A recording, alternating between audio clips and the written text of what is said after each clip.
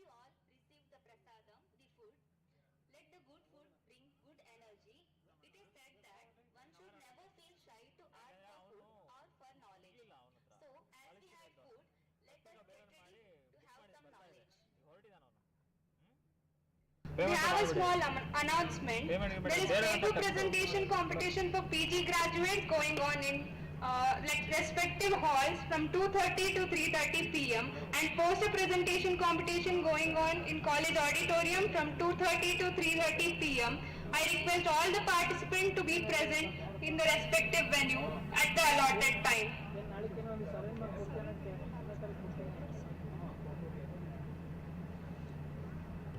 Now let's commence with the scientific sessions. I am privileged to announce that we have Dr. Anand Kati Sir, HOD, Department of Samhita Siddhanta Department, Government Ayurveda Medical College, Bangalore, present here. I request Sir to come on the dais as the chairperson for the afternoon sessions.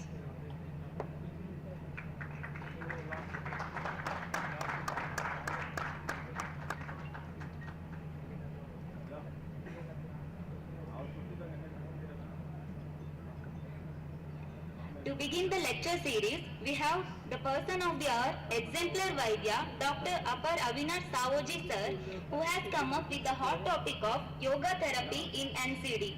Yoga has immense potentiality in preventing and curing non-communicable disorders like diabetes, obesity, hypertension, etc.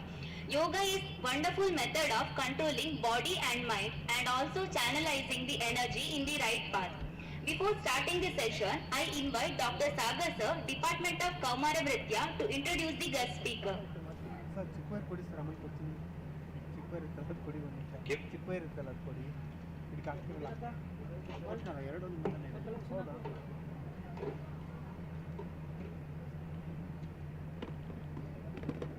Good afternoon, respected dignitaries and dear students. Welcome to afternoon scientific sessions. I hope food was delicious. Today we are pleased to have our next eminent speaker, Dr. Apar Avinash Savji. And it's my immense pleasure to introduce Dr. Savji to the gathered session. Dr. Avinash Savji is presently working as the principal, the School of Yoga, Naturopathic Medicine, SVASA, Bengaluru. And sir has a huge clinical as well as academic experience. He has worked in different sectors and different positions in SVASA. And sir has completed his PhD from SVASA Bangalore in 2018. And he's a part of Syllabus Formation Committee, Academic Monitoring Committee, Disciplinary Committee.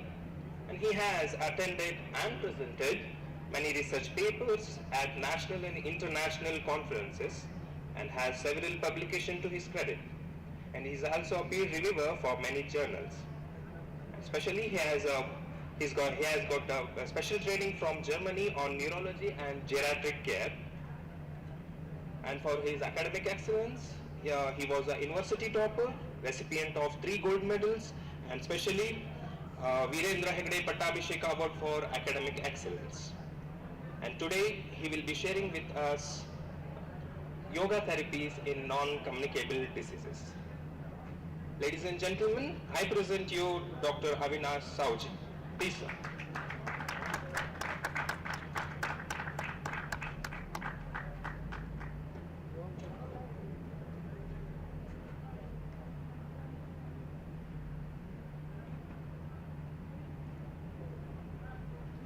Thank you, Dr. Sagar Sir. Now I request Dr. Apar Savoji Sir to address the curious audience and quench the hang fire.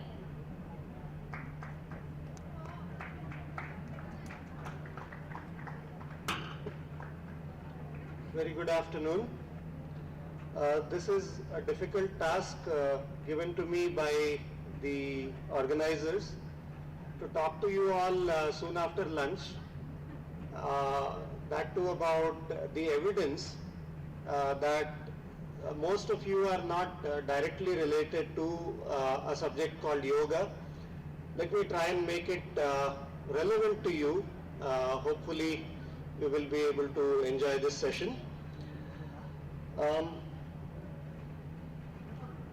I come from a university that specializes in yoga. It started as a yoga university, but we are today leaders in integrative medicine, having yoga, naturopathy, Ayurveda, physiotherapy, acupuncture, everything put together. A campus on the other end of Nice Road at Jigni, Bangalore. All of you are most welcome to visit us at any time. What I will talk today is setting the context of integrative medicine, because the theme of this particular seminar is integrative medicine. So we will understand what integrative medicine is in the beginning, also where we stand and where the entire world is heading, and then probably take yoga as an example to understand how and what the Indian systems of medicine, be it Ayurveda, be it yoga, naturopathy or other Ayush systems, how do we contribute to this integrative medicine scenario across, and then talk about the future that we can have. So to begin with, the integrative medicine is a word that has evolved in last few decades. It started with alternative medicine. Funnily, our systems are considered to be alternative and complementary medicine, whereas they should be the mainstream medicine. And I'll tell you the reason why it is so.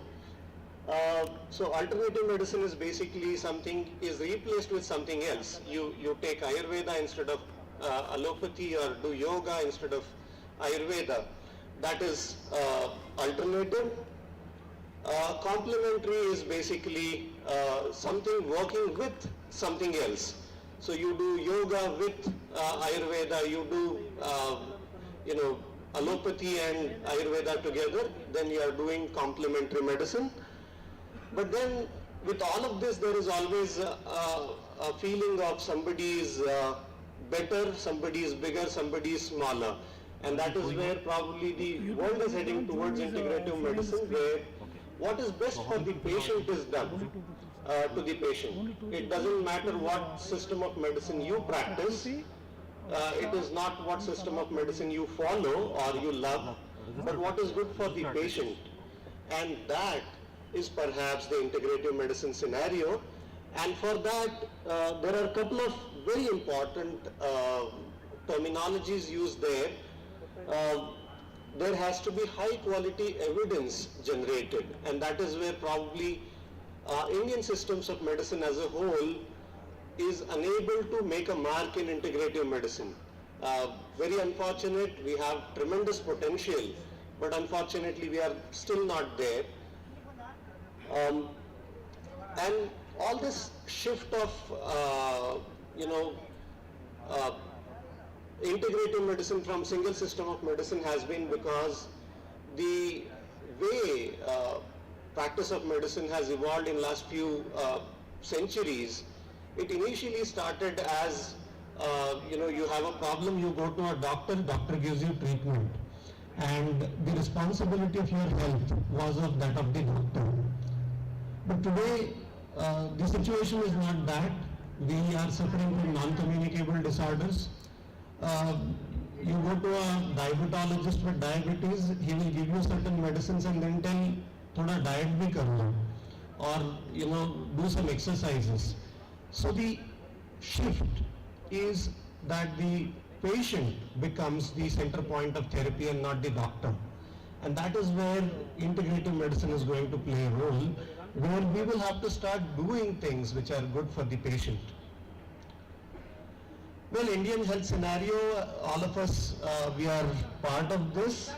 It's actually very grim, where both communicable and non-communicable diseases are rampant. We are on one side talking about, people having obesity as a major health problem. On the other side, starvation is a huge problem even today. We are a global capital of type 2 diabetes, probably the number one in heart diseases and all of that. One of the very few countries where official record of the deaths is also not there. And why is this all happening? Perhaps if we are trying to understand the reason, this is the scenario of our health sector. Can any volunteer please tell me what do you see on this particular picture?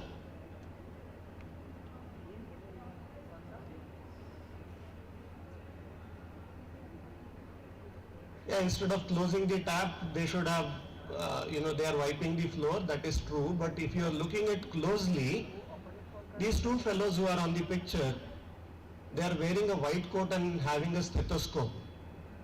And that's exactly our problem. Instead of developing newer drugs for diabetes and hypertension, which is largely preventable, we are, too worried managing these problems. And that is where probably we are going wrong, and we will have to do course correction. Now, where can we integrate? We can integrate in these sectors, be it diabetes, cardiology, neurology, psychiatry, women's health, oncology, chronic respiratory disorders. And if you're looking at the data from the world, it will tell you that about 60 to 70% of the deaths occur because of these health problems. Now, what are the risk factors for non-communicable diseases? These are very well known factors, very concisely in four very important factors we can consider. One is wrong food habits, then lack of exercise, sedentary lifestyle, psychological stress, and indulging into bad habits. And if you're looking at all kinds of health problems, be it cancer to heart problems to diabetes to obesity, everything, your lifestyle is the basic problem. Okay? And non-communicable diseases, about 41 million people each year die because of these, which is equivalent to about 71%, and this is the latest figures from the World Health Organization in 2019. And among them, majority of the deaths happen because of cardiovascular diseases and cancer, which is largely preventable. If you are looking at these individual factors, which I am very quickly going to brush through, there are large studies which tell us that food can be single most important factor that will determine if we are healthy or not. There is a study that was done on about 27,000 people in the Europe, and they found that eating late at night can increase your chances of developing heart diseases by about 50%. So just eat early. I mean, very much preventable, but we are too busy developing newer drugs for lowering cholesterol. That's the problem that we have. Psychological stress, another very simple thing that you can tackle with yoga, and probably the reason why yoga has become so very popular across the world today is related to, you name any health problem and it is there. Okay? Sedentary lifestyle. The World Health Organization has come up with a new logo, new slogan which says, sitting is the new smoking. All of us used to work in fields when our ancestors were there, but today we have cars to move around and motor vehicles. There are machines doing the work and not us. And almost all of us are just sitting and doing our activities, and that is the reason why we probably have all the health problems that the world is having today at India. So, if you are looking at the picture, you will realize how the world has evolved. We started with people, animals which lived underwater, and now we have become obese people. And although the title of the picture says evolution of Americans, wherever America goes, the rest of the world follows. Indians are very much obese today. So this picture is very much relevant to all of us. So as a response, what is the world doing? I'm just going to quote a few terms coined by the World Federations and Associations of Diabetologists and the physicians who treat. So the World Health Organization talks about healthy heartbeat, healthy blood pressure, good health adds life to years. International Diabetes Federation is promoting physical activity. World Heart Federation is promoting workplace wellness. uh, obesity federation to PCOD federation to, cancer. Everybody is talking of food and physical activity as the primary things that should be taken care of.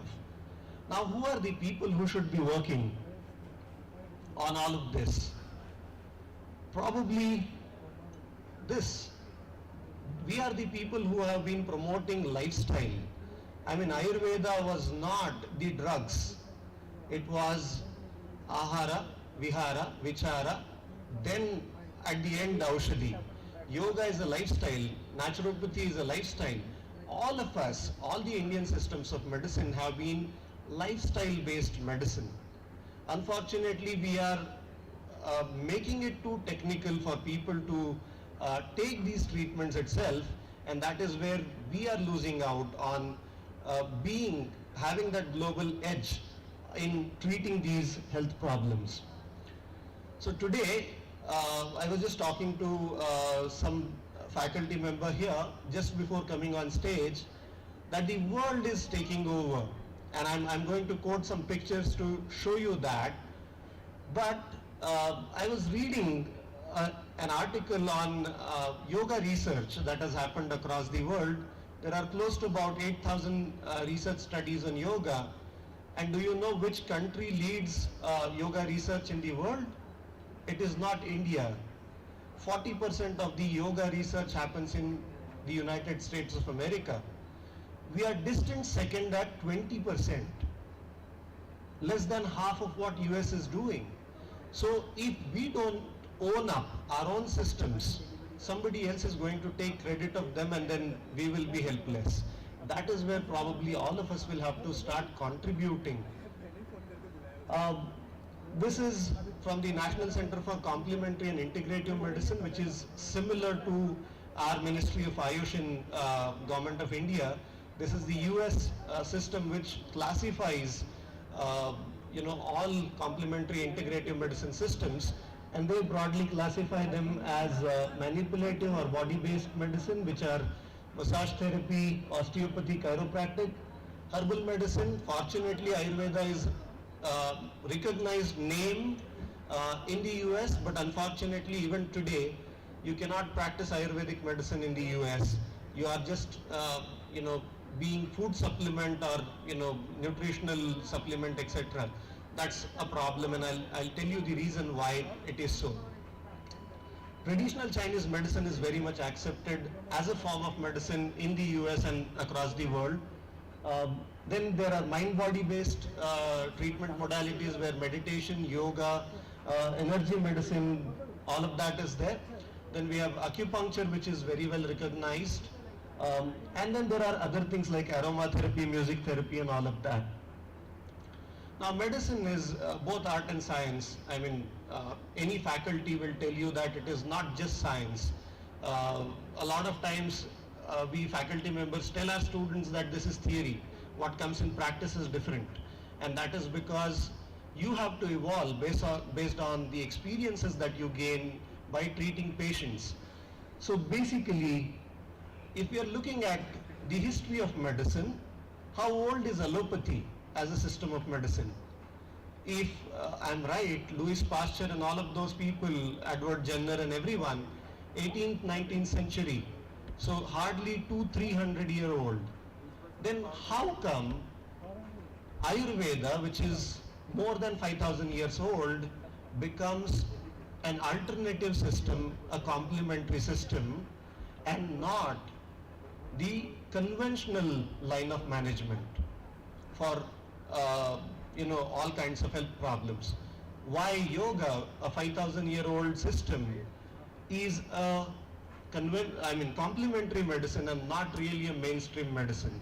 And the reasons are that we have, although we are very proud of our traditions, we have not kept up with the way world is moving today, and that is where we are lacking. World over, clinical practice or education in medicine, research is an integral part. In Indian scenario, research is done by researchers in their research laboratories and it never comes to the practice, and that is where we are lacking. these are the number of citations, the research papers that are published. And I'm sorry, in last 5 years, yoga has taken over Ayurveda. 5 years ago, Ayurveda had more papers than yoga, but if you don't keep up, yoga is going to take over the world. This is happening already. We have close to about 7,300 publications in yoga. Ayurveda has close to 7,100. But look at those numbers. Chinese medicine, more than 3,20,000 papers. Acupuncture has 40,000 papers. Traditional Chinese medicine has 1,22,000 papers. And this is the reason why Chinese medicine and acupuncture are accepted forms of medicine and not Ayurveda and yoga. That is where we are lacking.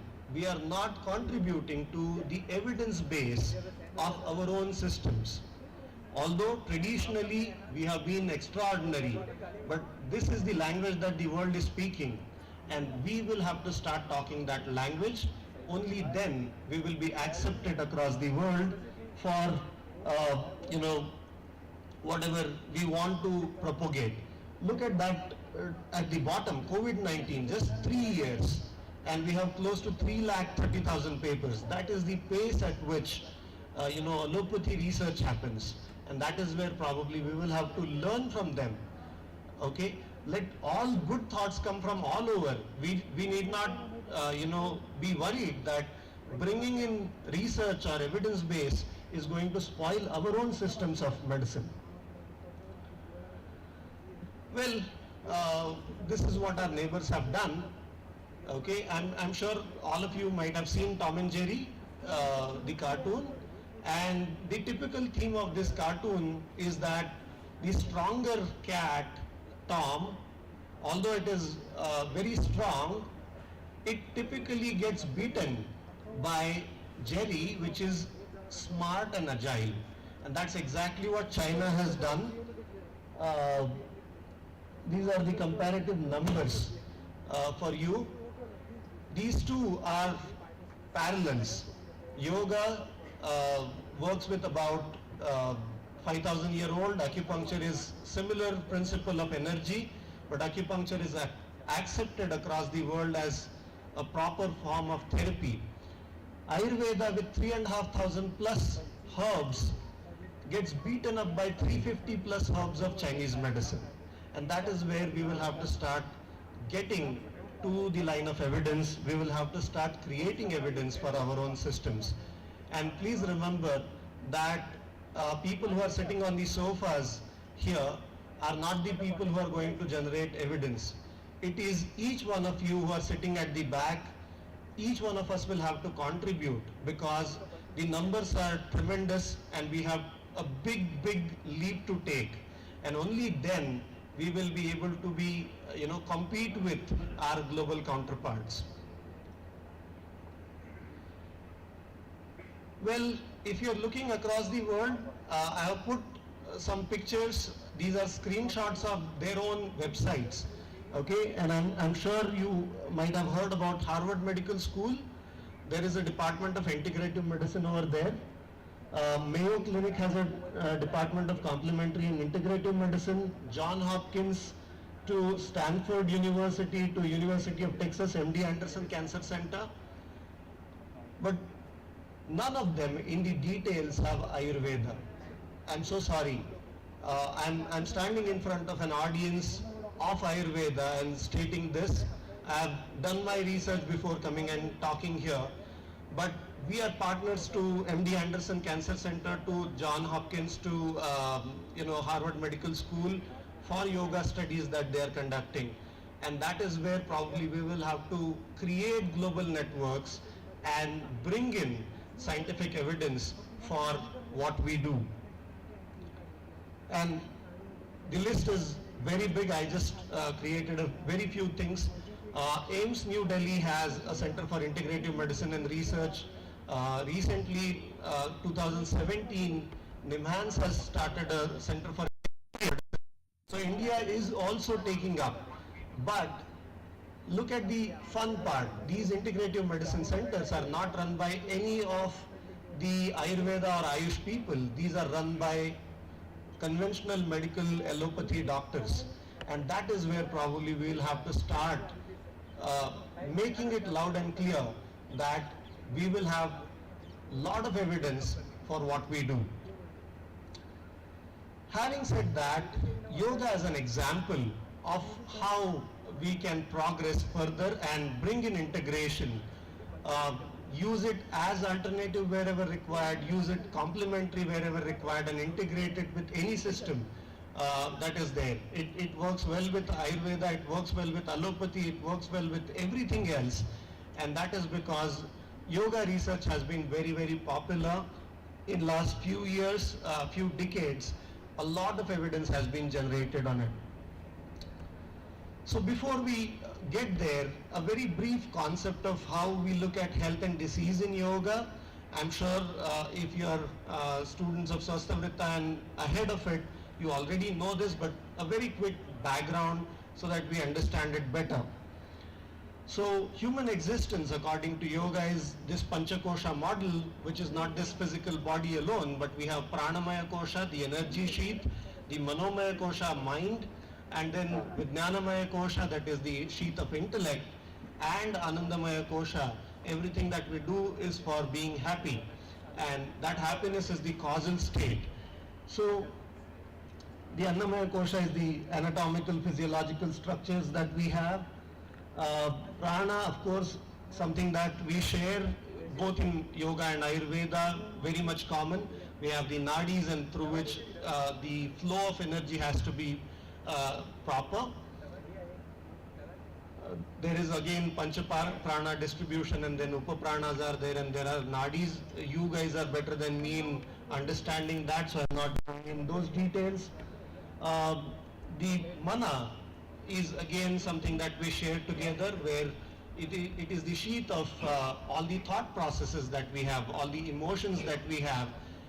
And today, all the health problems, non-communicable diseases that we're talking about, they are supposed to be psychosomatic disorders. And psychosomatic disorders, for that matter, is a 50-year-old word. But yoga understood it, Ayurveda understood it for more than 5,000 years ago, and gave this model of Adija Vyadhi, where the diseases can originate at the mind and affect the body in terms of the Vyadhi. And we go one step higher and explain how congenital diseases can happen because of what is called as Sara Adija Vyadhi and not Samanya Adija Vyadhi. I'm not going in the details of it because this itself can be a couple of hours of workshop.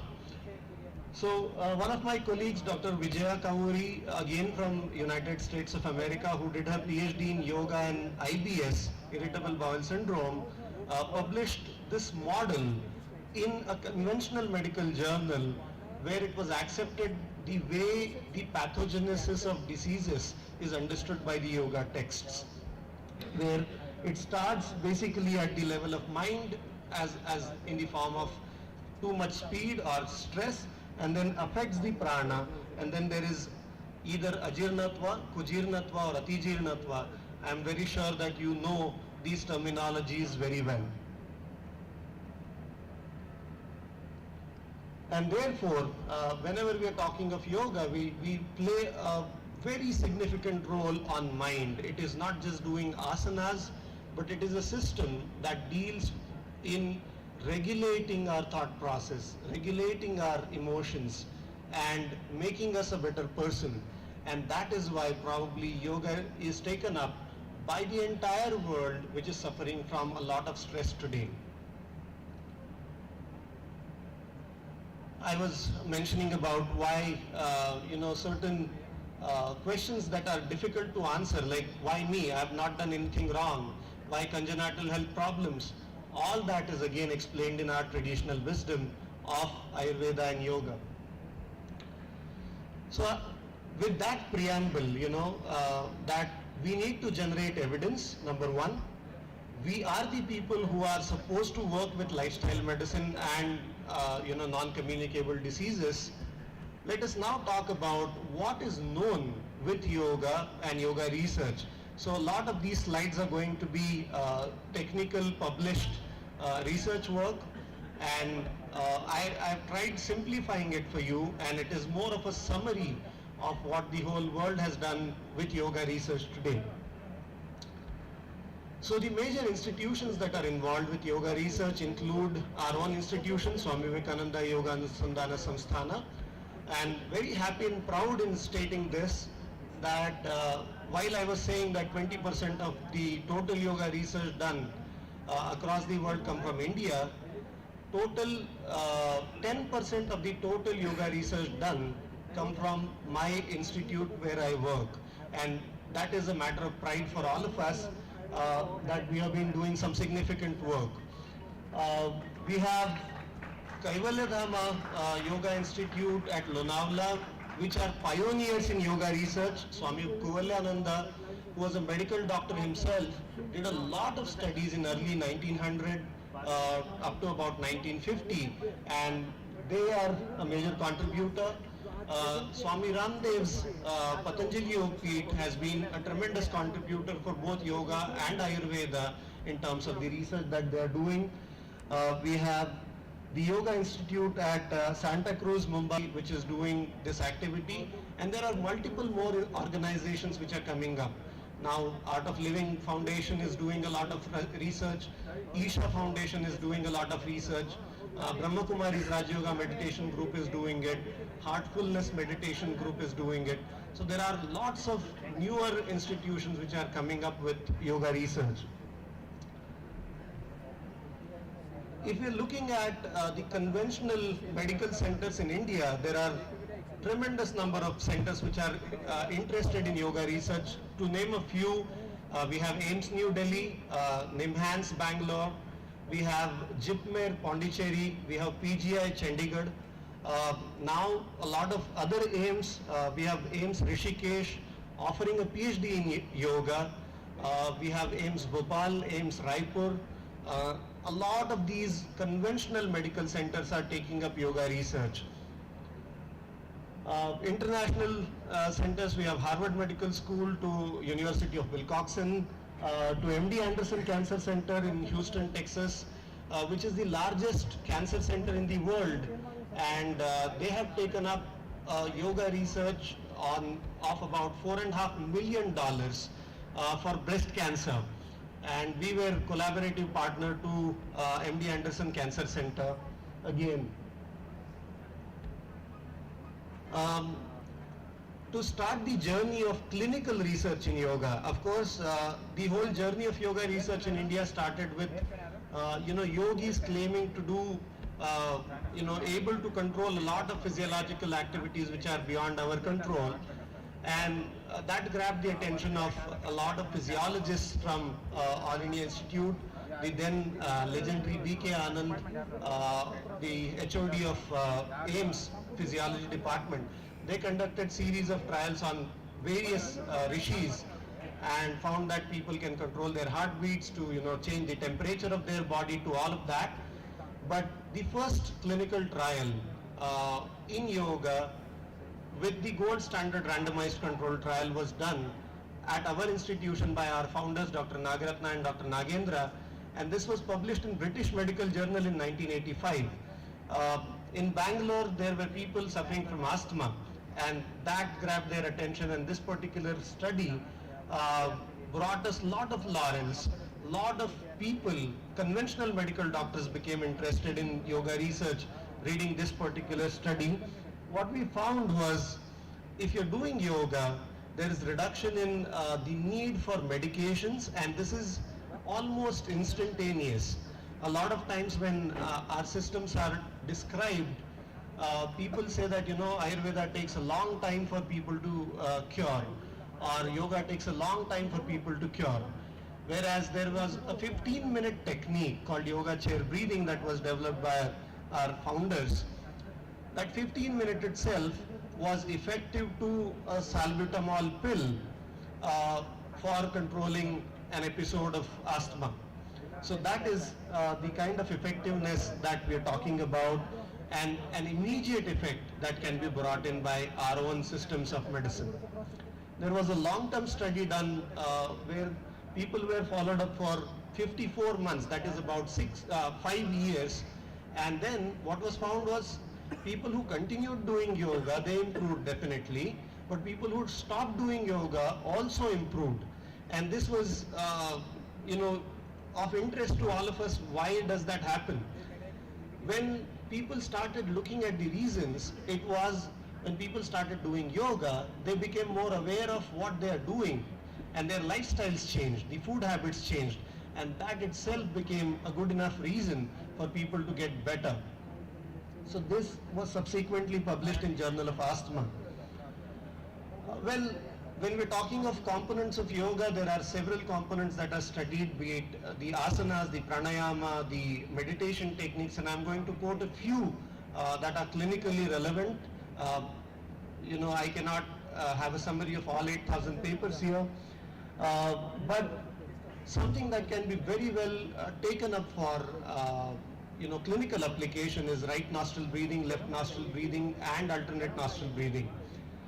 The right nostril breathing is considered to be what is called as Surya Anuloma Viloma Pranayama, which is supposed to activate your system. And several studies, most of them coming from our own organization, found that it increases oxygen consumption, which is an indicator of the metabolic activity.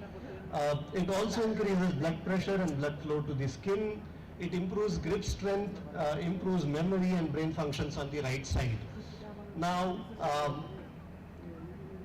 where do I apply this? Can I give it clinically to a patient? Yes.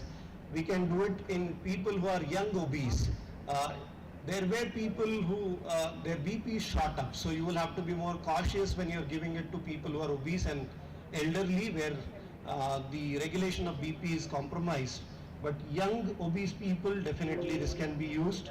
Slow learners, because your memory, the ability to do a lot of brain functions is improving by just doing right nostril breathing. You can do that. Depression is something where you can use it. Glaucoma is another area of application where you can use right nostril breathing. Similarly, left nostril breathing is supposed to calm you down. It is Chandra Anuloma Viloma Pranayama, and the BP was found to be reducing. The galvanic skin resistance increased, which means you are less stressed after doing this particular practice. So it can be used in anxiety to insomnia, also in depression, because people with depression have too many thoughts going on in the background. One of the most popular techniques is alternate nostril breathing or Nadi Shuddhi Pranayama, and if we don't call it in our name, people will say it is cardiac coherence breathing. There were papers that came out in something called a Scientific American, a big journal, which called Nadi Shuddhi Pranayama as cardiac coherence breathing. So basically what we see is that there is a state of autonomic balance attained by Nadi Shuddhi, and it can be used therapeutically wherever you want to calm patients down. It can be, anxiety to hypertension to whatnot. Well, meditation techniques are again very popular, and a lot of research has been happening on meditations. I'm going to quote a few of them again. There were a lot of abilities of the brain that were getting enhanced with meditation, but a couple of these studies are very, very interesting. Well, as we age, our brain basically undergoes what is called a cerebral atrophy, or it shrinks in size, and that is the reason why we have motor and sensory deficits as we progress. People have problems with their vision to sensory motor activity to remembering things. Now this particular study which was published in a journal called Neuro Reports, it found that people who meditate for a long period of time, their brains actually grow in size. There is gray matter thickness at the areas which are associated with long-term memory. So we are not just talking of preventing aging, and early aging today is a big problem. On the other side, we are talking of reversing that process and keeping yourself young throughout. So if I ask the audience, how many of you want to remain young forever? I'm very sure there is nobody here who want to grow older quickly. There is always a time when we are young and we want to be a little older, but then we don't want to age quickly. Start practicing meditation. You will remain young forever. So this is a follow-up study that came up with MBSR as a technique, mindfulness-based stress reduction technique, which is again a meditation technique popular in the West. And they found that the gray matter density in the areas of prefrontal cortex, which is with your thinking rational brain, to hippocampus, which is associated with positive emotions and long-term memory, all of that is improved. So how long does it take for meditation to work? This study was interesting because there was a real-time change in certain chemicals, neurotransmitters in the brain, a specific neurotransmitter called as gamma-aminobutyric acid, an inhibitory neurotransmitter which is essential for calming you down at the level of thalamus increases as soon as you are getting in the meditative state. And that is why people who are meditating, they are usually calm and they are not anxious, they don't get angry, although they are stuck in either Nelmangla or silk boat traffic in Bangalore. There is a specific area in the brain called default mode network, which is active whenever we are in a stressful situation. Basically, it is called default mode because this is a response to any threatening situation. As part of evolution, we were always in threatening situations. Okay, we were living in jungles, there were wild animals around us, and that is why this particular centers of the brain used to work in coordination with each other. But whenever we are in a threatening situation, the default mode network, whenever it is active, we are distracted, we cannot focus, and that is where probably all of us as students, if we want to study for a lesser time and get better marks, memorize the concepts, this is something that you all have to start doing, start meditating again. So the practice of yoga is not just going to prevent aging, it is going to help you to perform better in whatever activities that you choose to do on a day-to-day basis.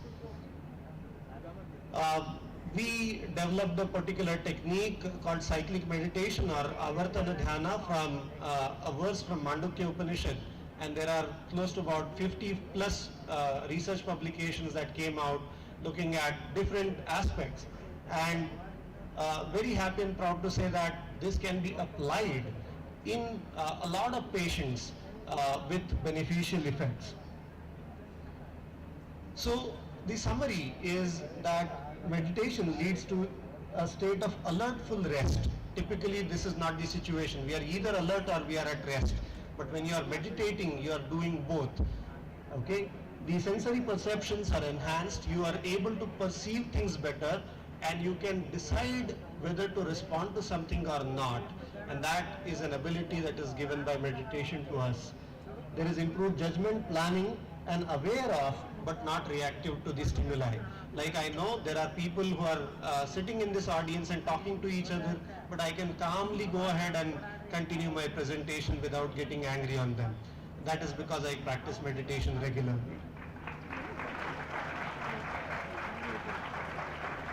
Thank you so much. Again, that is not something that I am going to be bothered about. Now, yoga as therapy. What we have spoken about is what is called as basic research. These were specific practices and the physiological effects, and we spoke of the clinical applications of it. But yoga as therapy has evolved from 1985, the clinical study that I was talking about on asthma, to a lot of non-communicable diseases today.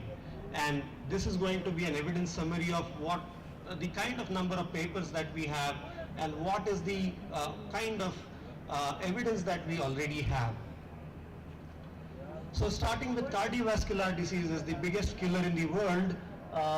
We have about 514 studies on yoga and cardiovascular diseases, starting from the lifestyle study of Dean Ornish in 1980s Again, Dean Ornish is an American cardiologist considered to be a pioneer in lifestyle medicine. And if you have not read about him, I highly recommend you to read the lifestyle program for reversal of heart disease, the book written by Dean Ornish. Unfortunately, when a Westerner talks of yoga, they don't talk of yoga as yoga, they talk of it as lifestyle modification program. So what they essentially did was yoga practices including diet and stress management and physical activity and all of that. And what was found for the first time in the world is that people who have coronary artery blockages, the coronary artery blockages can actually be reversed without doing a bypass. And there are a lot of follow-up studies that are done today. Yoga reduces blood pressure, there is positive impact on the lipids, the dyslipidemia can be managed well with yoga. Raja Yoga meditation, there was a big study for which our former president, His Excellency APJ Abdul Kalam was one of the investigators as well. They found that it can be extremely useful in managing cardiovascular problems. Surya Namaskara is as good as cardio, so-called the gym exercises. And today, last couple of years, we have been hearing about people going to gym and having sudden cardiac arrest. You will not have that kind of a problem if you're doing yoga practices like Surya Namaskara. 4 hours of week for 6 weeks of Surya Namaskara was found to enhance the endothelial function. The endothelial lining of our blood vessels, they start acting better, and therefore the hypertension can be managed well. 1 year of yoga is found to lead to regression in the coronary blockages. A very recent study that is published by multiple authors, the blue lines that you will see is the names of the authors. It was a multi-center study done at about 40 different leading conventional cardiology centers in the world, where we had the topmost of the cardiologists participating, where yoga was used as a means of cardiac rehabilitation. Anybody gets a heart attack, you're basically putting them in emergency room, and then probably they undergo a bypass surgery. But post-bypass, there is something called as cardiac rehabilitation. And that concept is not there in India. It is there in corporate hospitals, but across India, we don't really use it. So in this particular study, which involved 4,000 participants, yoga was used as a cardiac rehabilitation methodology. And what was found was yoga improved return to pre-infarct levels very, very quickly. And therefore, yoga can be given to people even after they have a heart attack for getting better. Well, if you are looking at the world's most populated countries, I'm very sure there is fighting between these first two, India and China. We are catching up, and yesterday I was reading a report that China is having reduction in their population now. India will not stay behind. But then the third most populous country, if you are looking at the number of people who suffer from a particular health problem, that will be diabetes. And then comes USA. So more than the people who live in USA, people have diabetes across the world. And then a lot of work has happened with yoga and diabetes. Again, very proud in saying that with support of Government of India, both Ministry of Health and Ministry of Ayush, our institution was entrusted a responsibility of conducting a nationwide survey and use yoga as a tool for managing diabetes. We screened more than 1.5 lakh people for diabetes and pre-diabetes and given yoga for all these people. And from that one project itself, we have more than 60 papers that came out. And what we know for sure now is that about 365 studies on yoga and diabetes tell us that yoga reduces body weight to improve the state of psychological stress, The dyslipidemia, which is a common problem associated with diabetes, yoga is able to manage it better. Then oxidative stress, which is the biochemical stress because of higher glucose levels and the insulin resistance, that comes down when people do yoga. A very important observation with yoga studies is there is improved self-care behavior with people with diabetes. What it means is, even if you're doing yoga or not, your diet, you will be more cautious. You will be more cautious about doing some physical activity, and that itself is a good enough reason for getting better with diabetes. Of course, we have multiple randomized controlled trials which tell us that there is improved insulin sensitivity, reduction in the blood sugar levels, whether it is fasting and postprandial, to what is called as first phase insulin release. Some of them are not mentioned in the slide. One of my colleagues, Dr. Venugopal, he found that the glycemic variation across the day reduces if you are doing yoga, and that is something that is associated with major complications of diabetes. More the variability, more are the complications of diabetes. We also have found that cardiovascular system as well as the nervous problems that are associated with diabetes can actually be managed well if people are doing yoga. So this was the nationwide survey that I was talking about. It started with the Stop Diabetes movement, but then it was renamed as Niyantrita Madhumeha Bharat, and we had an amazing experience of connecting length and breadth of India for managing diabetes through yoga. Mental health, again, yoga has been doing tremendous work, and if there is a single disorder for which largest number of yoga research has been published, it is depression. We have close to 1,100 papers that came out, and what is established through these papers is that yoga may not be a replacement to conventional medicine, but is equally effective. And some of these papers are published from NIMHANS, which is a leading institution in mental health in India. It reduces depression scores in different individuals, whether it is young adults to geriatric population to depression associated with chronic health problems like cancer. Everywhere, yoga is found to improve the psychological state.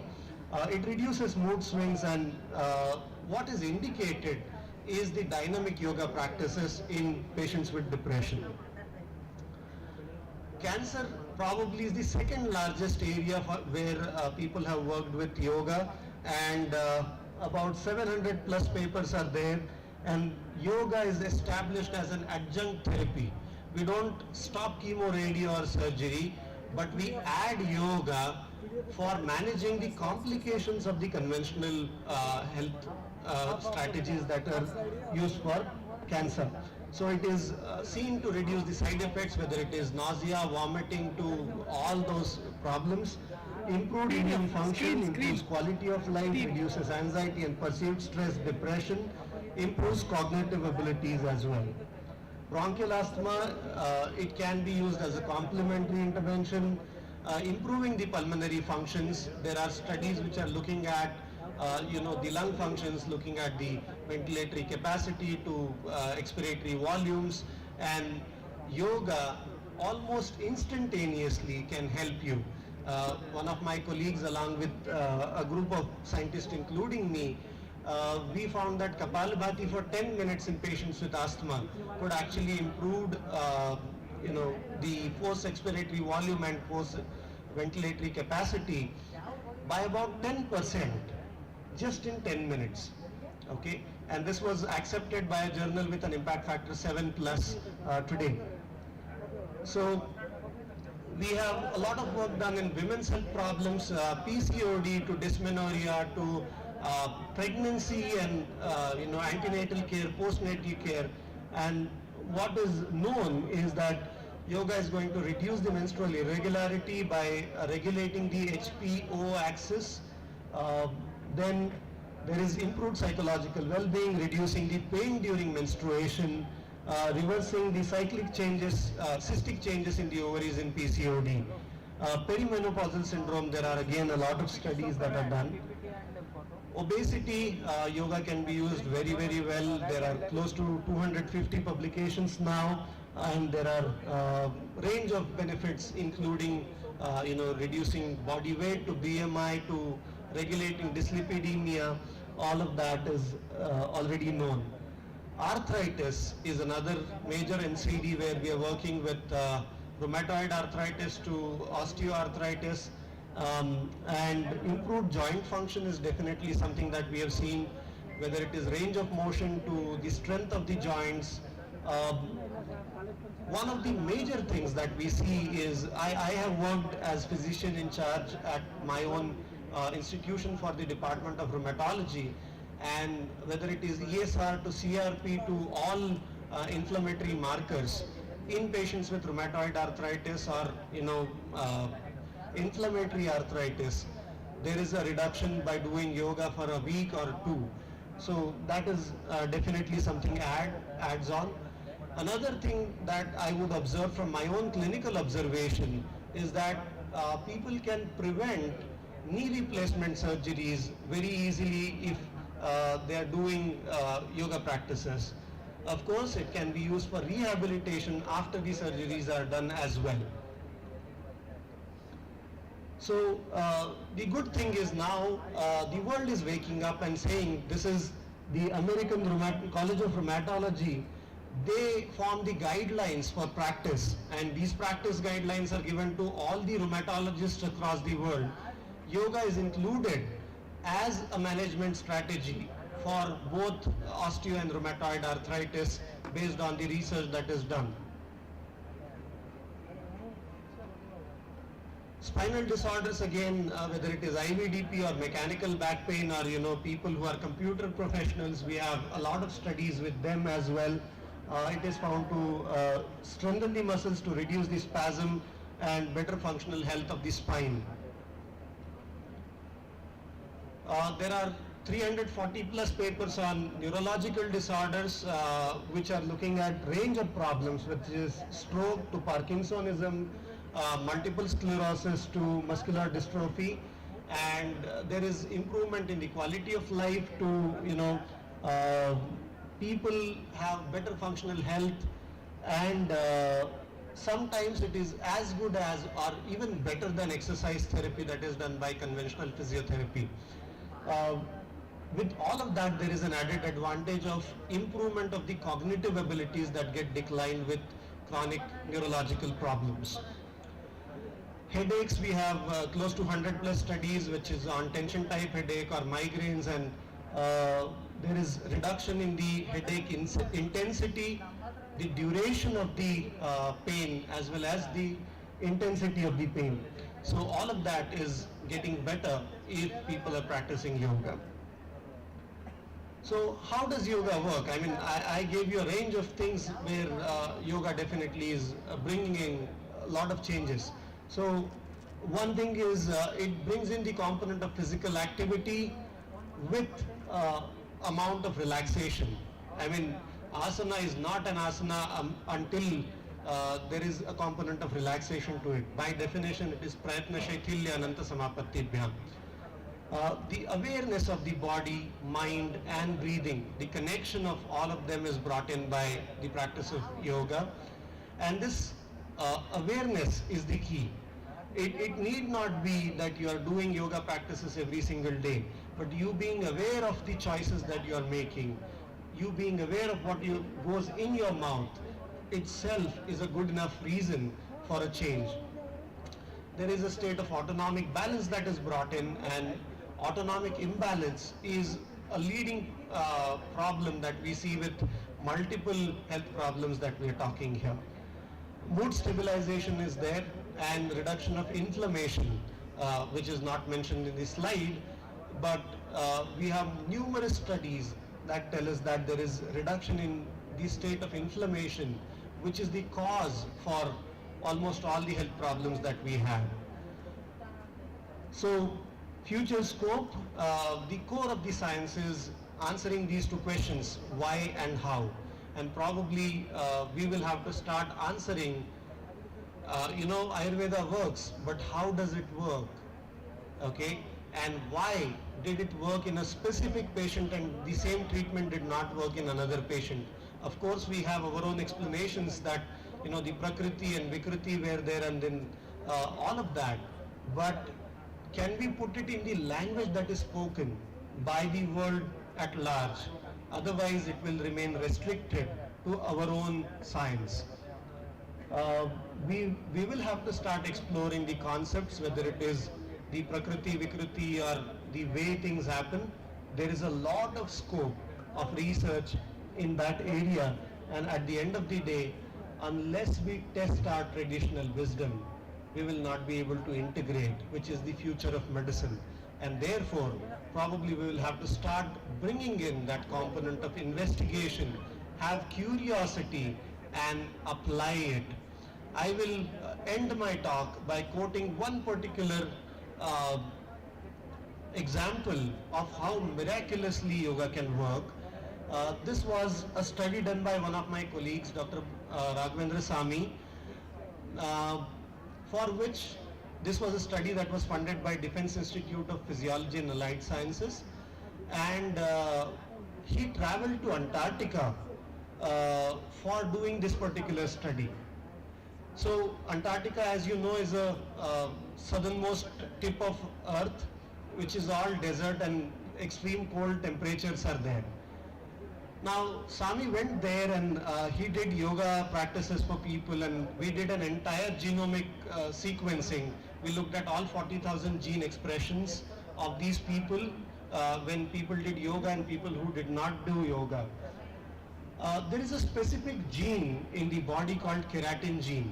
Now, keratin, as you know, is something that is a component of our skin, and the keratin gene expression is lower in human being because we don't have this kind of tough skin that other animals have, or the hairs that are grown. Now, if you are living in cold climate like Antarctica, you require your skin to be thick. Now, what was seen with Sami's experiment was people who did yoga in Antarctica, they were found to have higher expression of keratin gene than people who did not do yoga in the same environment. Okay? Now, what does that mean? If I'm doing yoga in Bangalore, will my keratin gene expression improve? It doesn't happen. And that's what miracles, our traditional wisdom has been telling us. Yoga, Ayurveda, naturopathy does miracles in your life in terms of what? It does what is good for you in your environment, and that today can be spoken in the language of science. The only thing is, it cannot be done by a few people in few research laboratories. Each one of us, each of these colleges have to take up research if we want our systems to grow and be recognized in the world with the trends that are happening across the world. So I'll end with the quote that I am very fond of, and this is what I practice in my life, that the doctor of future will prescribe no medicine. Okay, and that does not mean Ayurveda does not have a scope, because the lifestyle part of Ayurveda still remains with you. The only thing that we are going to do is care for diet, ahara, the cause and prevention of the disease. Thank you very much for your patient listening. I hope this was a useful talk. Please feel free to reach out to us, and you are most welcome to visit our institution, and we can have collaborations to learn further from each other. Thank you so much.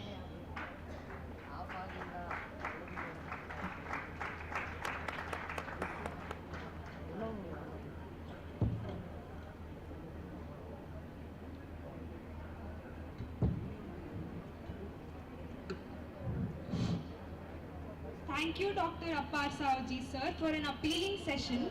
I hope all delegates are enlightened about potentials of yoga in NCD and would claim its benefits in future practices. Now the session is currently open for questions, and we have collected a few questions from the delegates.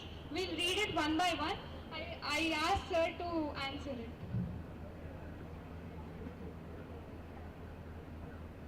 The first question is, in a patient of mental depression and anxiety, how to convince the patient for yoga therapy when it is very difficult? Well, to convince any patient to do a lifestyle modification is difficult, let alone mental health patient. If I ask you to wake up in the morning and do yoga because it is good for you, nobody is going to do it. So that is where the art of medicine is going to be important. You will have to talk to the patient and convince them. There is no hard science there. There is no evidence of how do you do it. It will come with experience. You will have to learn and grow. I hope that is the answer for the question. Next question is, if any structural deformity is seen in the knee, how can you cure it by yoga? Well, cure is a very vague terminology. We have our own definitions of cure. Can I restore the cartilage that is damaged? Sorry, I don't have evidence for that as of today. Probably we will come up with that tomorrow, we don't know. Okay? But can I make sure that the ability of my knee to function well is better? I can definitely do that. All that is required is strengthening of the muscles that are surrounding the joint. A lot of times our knees are weak because we don't use the muscles, okay, and the whole weight falls on the joint. So the moment I start strengthening my thigh muscles as well as calf muscles, I should be able to manage it well. Thank you, sir. The next question is, in this fast pace of life, how to make time for exercise every day? Well, it is your choice for sure. The life is fast, but people have time for Amazon Prime and Netflix. If you have time for that, you can definitely have time for doing something that is good for you. Let me quote one example to convince you. I think all of us are busy, right? We have our own schedules and everything. But are we busier than the Prime Minister of India, Honorable Narendra Modi ji? From what I know, I mean, you may like his policies, you may not like his policies. What I admire about him the most is that for last about 8-9 years, there was no single day where he has taken a break and gone for a vacation. But he makes sure, he works for about 18-19 hours a day. He makes sure that he practices yoga every single day for 1 to 1.5 hours. I'm very happy and proud to say this. Our founder, Dr. Nagendra, is actually his yoga teacher. And the cyclic meditation that I was quoting is one of his favorite practices. Avartan Dhyan is something that he does practice regularly. So if the Prime Minister of India can find time for his own health, I think all of us can. The next question is, are there any other genetic experiments with miraculous results with respect to yoga practice? Well, we have close to about 8,000 papers now, and you lose track at times. I know what my colleagues are doing for sure, and we are doing a lot of work with respect to what is called as gene expression. We are not saying that your genes are going to change. It is the expression of the genes that is going to change, which is called as the epigenetic change. Okay. Basically, I may be inherited with, my parents may have a health problem, so I am susceptible to a particular health problem. But my lifestyle, my yoga practice can change the way these genes are getting expressed. Okay, I may start getting better, and there is huge amount of evidence that is getting generated. One of the laboratories is definitely my own institution, Anveshna, where we have a full-fledged molecular biology lab where we're looking at these epigenetic changes with diabetes to non-communicable diseases. A lot of work is happening. So yes, there will be a lot of work that will come up in next 5 to 8 years. miracles for us to know with respect to yoga. And very happy to say that we are not just yoga research institution. We are doing an Ayurveda research studies. Dabur has sponsored a big study on diabetes.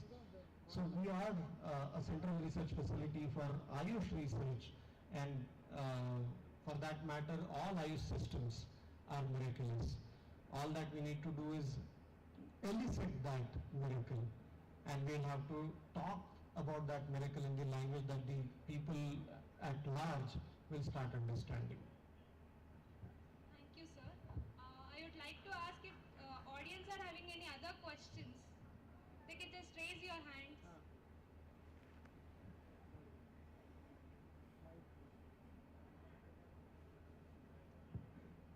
Okay, then we'll move further. Now I would like Dr. Anand Katti sir to share his view upon the session.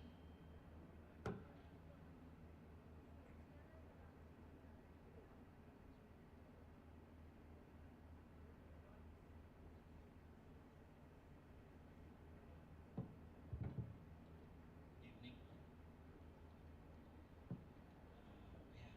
We have had a great session. The session which touched the concepts of yoga was seemingly evident in his presentation also. A very calm, cool presentation, which is the essence of yoga. Because yoga essentially talks about chitta vritti nirodha. A control, good control over mind is what is the yoga preaches, and essentially a mind control is the key for physical health also, because we generally say sound mind and sound body are the two components.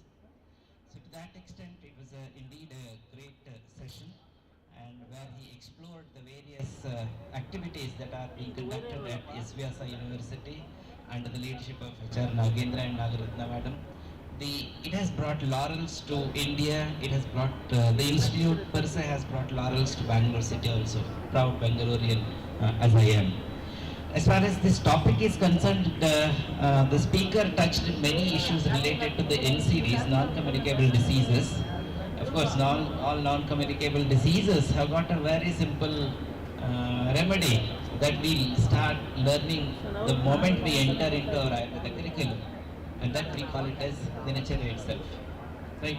I generally say my students, it's a, in one of the to one of the students' answer, he said, waking up early, it has to happen by choice, because we know the benefits of waking up in the early morning. We have learned it as Brahma Muhurta, isn't it?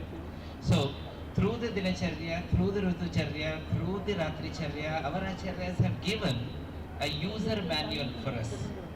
Just when we buy a new mobile phone, we basically, these days we see YouTube to know how it is to be used. But in some past, we used to get a user manual.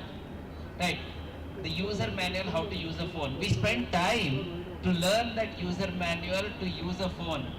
But that user manual is provided to us in the form of samhitas through the concept of Dinacharya, Ritucharya. And that is how I have to make use of the Sharira. That is how, if I make use of the Sharira in that way, I will not be a sufferer of any of these diseases that have been listed out. So prevention happens to be the hallmark of the whole of study, and prevention is the key, right? Then as far as the few other topics, issues that were touched,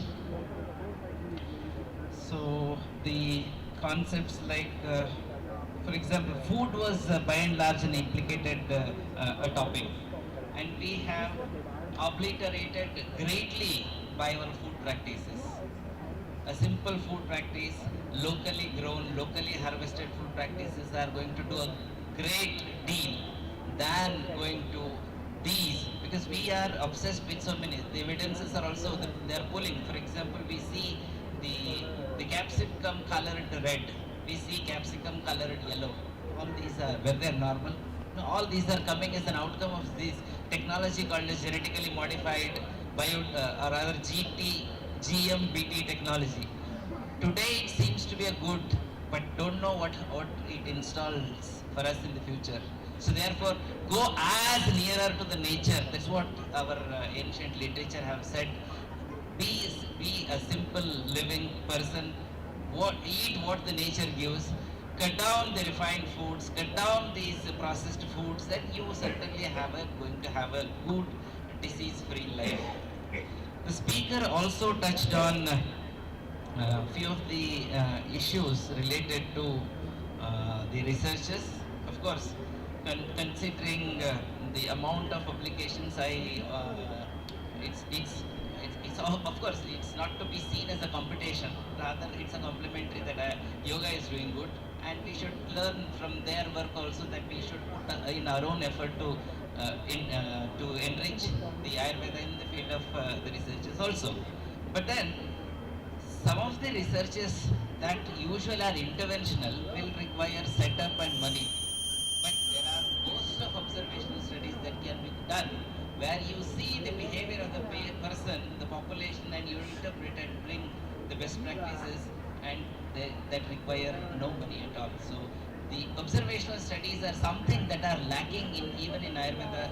So Ayurveda researchers being sitting in their own clinic, sitting in their own OPD, IPD, or in their department, then can think such questions and create a research problem and find out the solutions through the survey studies or the observation, where a huge data can be collected, interpreted, and presented. So these are some of the inputs that I had to make, and it all about yoga was the thrust, and we see there were quite a few questions also that were coming. We in Ayurveda learn also a lot of yoga. Yoga is moksha pravartaka, Acharya Charaka says. But the point that I want to bring about yoga, he talked about something called as psychosomatic diseases. And per se, Ayurveda also says the relationship between mind and body is said to be that of a tapta ajya ghata. It's relationship between a vessel and ghee. If any of it is hot, the other is getting to hot. Other is getting to be hot also. If the ghee is hot, the vessel is also becoming. So that's why each psychological diseases will have a toll on body. Each somatic disease will have a toll on manas. So these are some of the observations and inputs that I can make on this presentation. Indeed, a calm, composed presentation where you could see the yoga in each part of the presentation. Thank you, Apar Saoji, for doing so nicely, and thank you the organizers also for allowing me to be the chairperson for this session. Thank you. Thank you, sir, for sharing your view. Now I request Dr. Anand Katti, sir, to felicitate Dr. Apar Saoji, sir.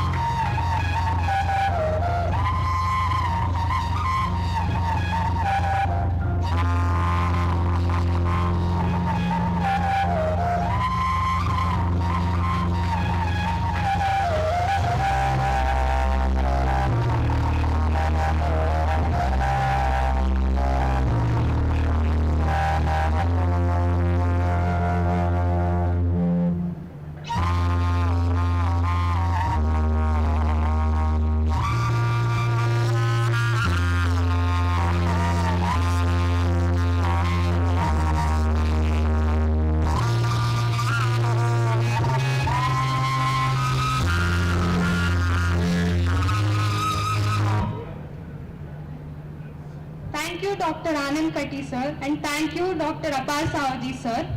The next session is pre-workshop on Nadi Pariksha by Nadi Guru Acharya Vaidyaraj Sanjay Kumar. नाड़ी मूत्र मल जिह्वा शब्द स्पर्श दृकाकृति दोष कोपे गणे अल्पचा पूर्वम नाड़ी परीक्षम च. As Yoga Ratnakara states, Nadi Pariksha is one among the Ashtasthana Pariksha which is given prime importance. Being a non-invasive science that diagnoses physical, mental and emotional variation by means of pulse, Nadi Pariksha enables us to reach the root cause of disease and not just by assessing the symptoms. To illuminate us with this in ancient means of diagnosis and to give a prologue on tomorrow's workshop on Nadi Pariksha, we have Dr. Renowned Dr. Sanjay Kumar sir present here. I call upon Dr. Sumaya Javed ma'am to address sir and speak a few words about him.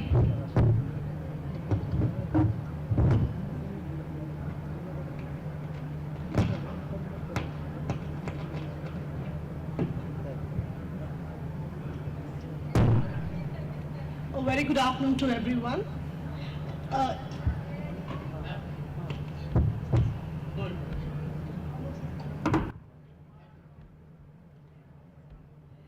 Sir doesn't want introduction, but it's an honor to have him here with us because if you go through his profile, it's about a very elaborate one. So on Sir's request, he doesn't want introduction, so we shall continue with the introduction for a pre-workshop on Nadi Pariksha. I welcome you, sir.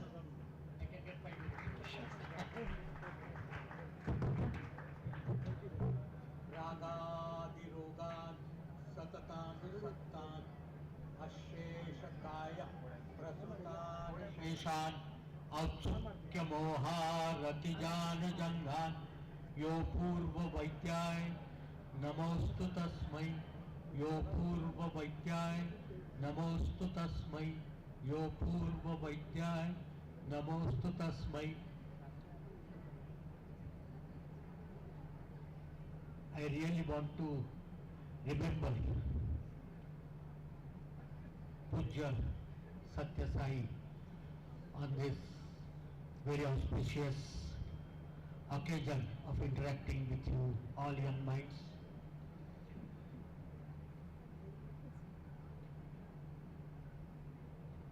I seek blessings from Sri Satya Sai and Param Pujya Swamiji, Dr. A.B. Srinivasan. I am thankful to the organizing committee for inviting me to interact with the young minds of Southern India.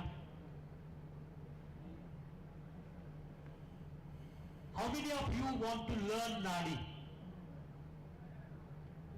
Only the backbenchers. So why don't you come in front then?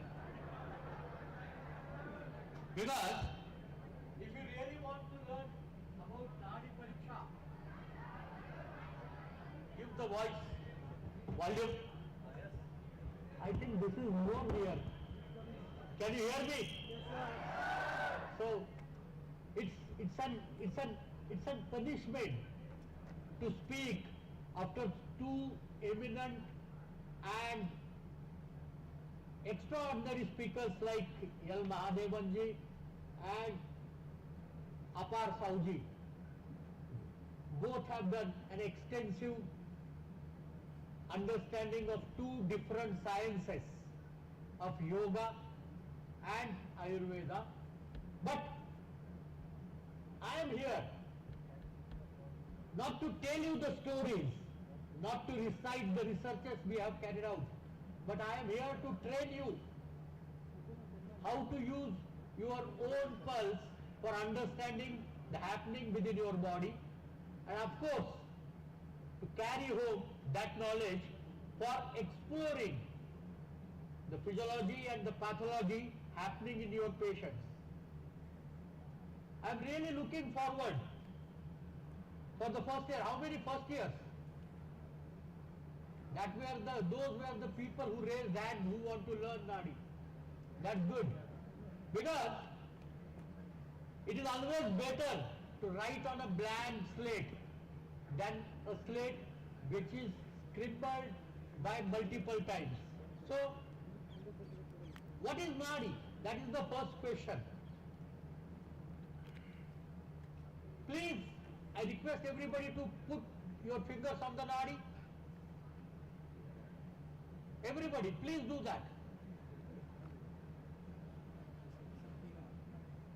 Satya sir, please put your fingers on the nadi.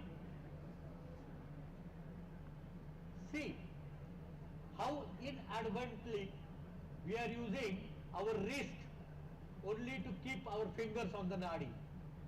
While Charka has very categorically said, Spandananam cha aspandanam parasuriti vidya. Spandananam cha aspandanam parasuriti vidya. And he, in further, it's in Indriyasthan chapter 3. Furthermore, he says in the next stanza, Yasya manyagate spandananam cha aspandanam parasuriti vidya. Manyagate, Chakrapani explains it as Manyagate is Galapparshvaha. And what we do today, those who have done some clinical practice, those who have worked in emergency rooms, those who have worked in Scout, those who have worked in NCC, those who have taken any kind of first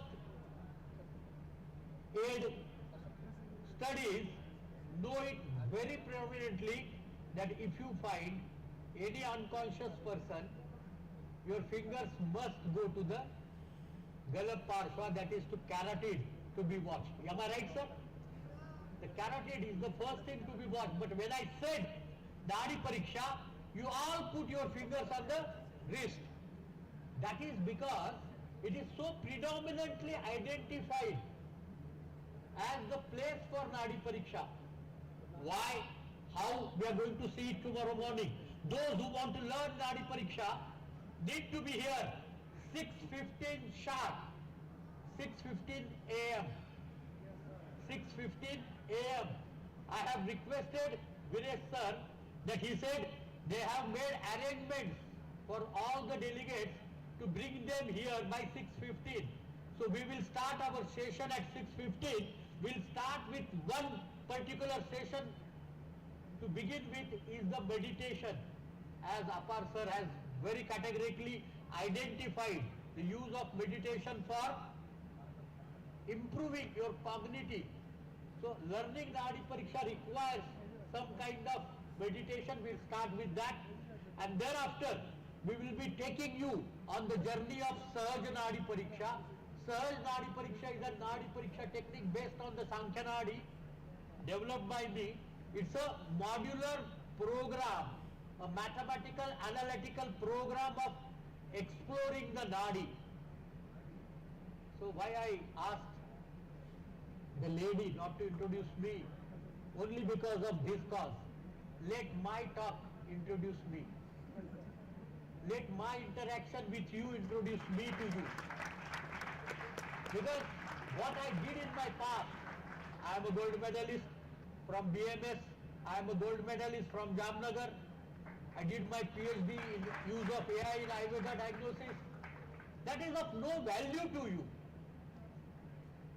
What really is going to matter to you all, that what skill set I am going to impart on you, what the message you are going to take home tomorrow morning, what the message and what the practice and the skill you are going to carry it with you all your life.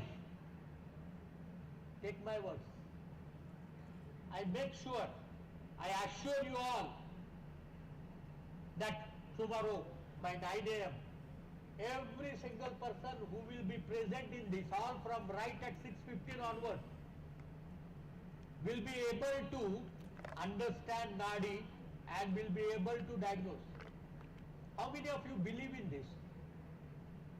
Do you believe in this? 2.5 hours? Will that be enough of time, sir? What do you think? 2.5 hours? Is that enough?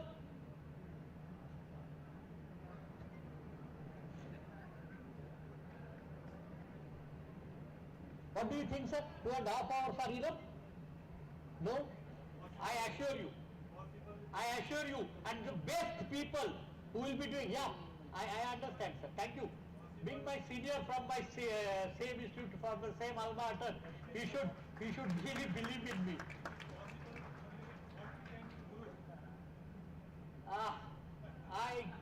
not a competent guru. I am a primary teacher of Nadi. Remember, I teach ABCD of Nadi. Those who want to learn more can explore more all their life. But unless you know the ABCD, you cannot write the words. You cannot write the phrases. You cannot write the sentences. If you want to write an essay, you need to know at the basic, the first one, ABCD. What we are going to learn tomorrow is an ABCD of Nadi Pariksha. May I take few minutes of you today and want you to do certain experiments as you all have done, that when you wanted to examine the Nadi, you put your fingers on the wrist, right? So, first experiment, you all must have to do it. I'll request the organizers to check and allow only those people who have done this homework inside the penda.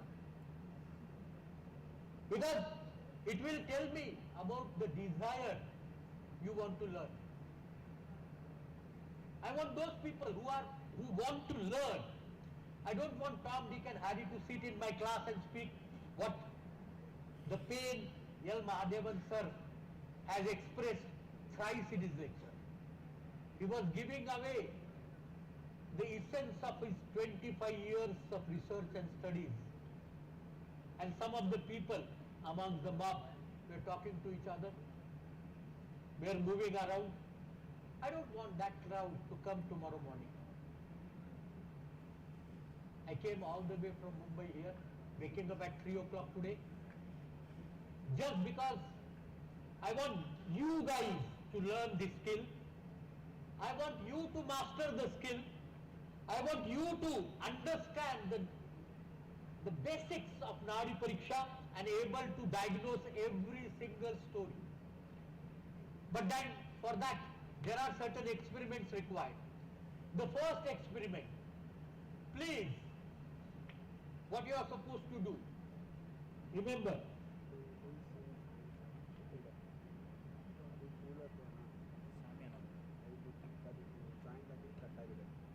keep your fingers, you have to see the Nadi at Angushta Mula. And this is your thumb. And so the area which moves around with the thumb is Angushta Mula. The area which moves around the thumb is Angushta Mula. So you can identify.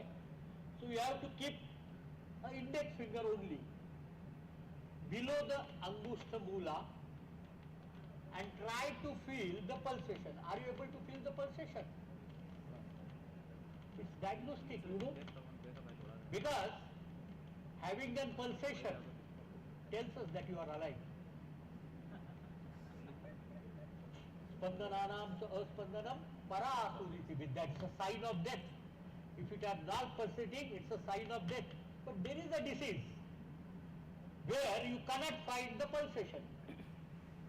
So that is Takamashi disease, a Yokohama disease, a pulseless disease. So diagnosis is once again confirmed. So if you don't find the pulse and you are still alive, then you are suffering from pulseless. So now what you have to do is, keep your finger on the pulsating phenomena and then right from the wrist, go down to your elbow. Elbow, we check pulse regularly because while we are examining the blood pressure, we always palpate the brachial in the elbow. But right to start from wrist to elbow and mark where you find the pulsation. Mark with a ball pen or a marker on your arm where you find the pulsation. So it will help us to identify the location of the pulse. This is the exercise number 1, which I want all of you to do it at home. And come prepared tomorrow morning. Take a photograph of it and please show to the volunteers on the gate that you have done that. Is this any difficult? It's not at all. It's not at all. Nadi Pariksha is the easiest diagnostic tool on the earth. Remember, we make it complicated. Like Mahadevan sir has said in the morning, Ayurveda is very simple, very logical, very practical. Teachers make it complicated. Nadi Pariksha is the same thing. Even the person like Mahadevan sir said, oh no, Nadi Pariksha is a difficult thing. Needs years of practice and blessings of Guruji. It's a clinical skill. Like every other clinical skill, Hetu Linga Aushadhanyanam Swastatur Parayanam, that is what the Ayurveda will learn. We see every lakshana in the body and we can identify the status of the dosha, the status of the disease, and we can plan for saprapti. And one of the lakshana and one of the place to identify the lakshana is nadi. So this is, you need to know that this is, there is no requirement of any blessing, there is no requirement of any guru, not even Sanjay Chade. It is you can do it on your own. Only thing is what is required is your own desire, burning desire to learn, burning desire to explore yourself. Experiment number 1 is over. Now experiment number 2. What you have to do? Right from now, every 15 minutes, keep your 3 fingers like this, index finger nearest to the thumb, where you could find pulsation. First experiment after you do, you know where the pulsations are observed, right? Once you identified the location of the pulsation, what you have to do is, keep your index finger on the nearmost place near the thumb, then the middle finger and then the ring finger. Can you do that? Is it difficult? Not at all. Can you keep the fingers like this? What is your index finger, beta? Index is this. So your index finger is not near the thumb. Like this. It's very easy. It's very easy. Only thing required is you have to keep your fingers. Is the pulsation same on all the 3 fingers, ma'am? No? What do you think? Is the pulsation same on all the 3 fingers? Or is it different? First year guys? Who are the first year guys here? So is the pulsation what you felt on the 3 fingers is the same or different? Is the same artery, you are the same person palpating the same pulse at the same place, how can it be different? But it is different. So that is how you need to understand the nadi. So what you have to do, now the experiment starts. Keep your 3 fingers on your pulse every 15 minutes and make a chart. First column, number, second column, the time, third column, your index finger, fourth column, your middle finger, fifth column, your ring finger, and sixth column is where you found the maximum pulsation, where the strongest pulsation was felt, whether index, middle or ring. Can you make this chart? Every 15 minutes, right from now till tomorrow morning when you come here, till you are awake. Of course, that is very essential. You cannot see your nadi when you are sleeping. There are few people who can walk in the sleep, but you cannot see your nadi when you are sleeping. So when you are awake, please make sure and make this chart. So it will give you an understanding that how pulsation do change, why they change, how they change. We are going to see to it tomorrow morning. So, see you friends. See you tomorrow morning, 6 a.m. sharp. 6:15, we'll start our first session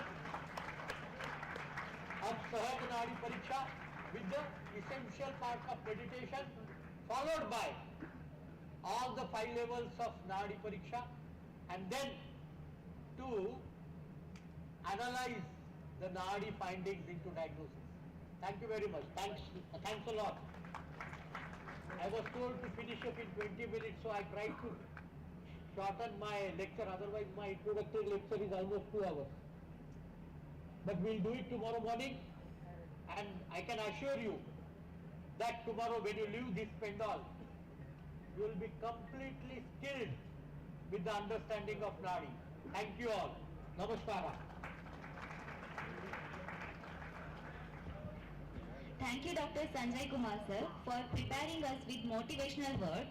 After this pre-workshop, tomorrow early morning at sharp 6, we will have the continued workshop on Nadi Pariksha. Let us get ready for the third session. Dr. B.K. Ashok sir is going to talk us on innovative approach to integrated medicine, a pharmaceutical perspective. Having integrated system of medicine is one thing and formulating medicine is another. How pharma industry is going to be benefited from integrated medicine? What are the limitations of it? Before we learn further about the topic, I request Dr. Bhavya, Department of Kaya Chikitsa, to introduce the first rate speaker, Dr. B.K. Ashok.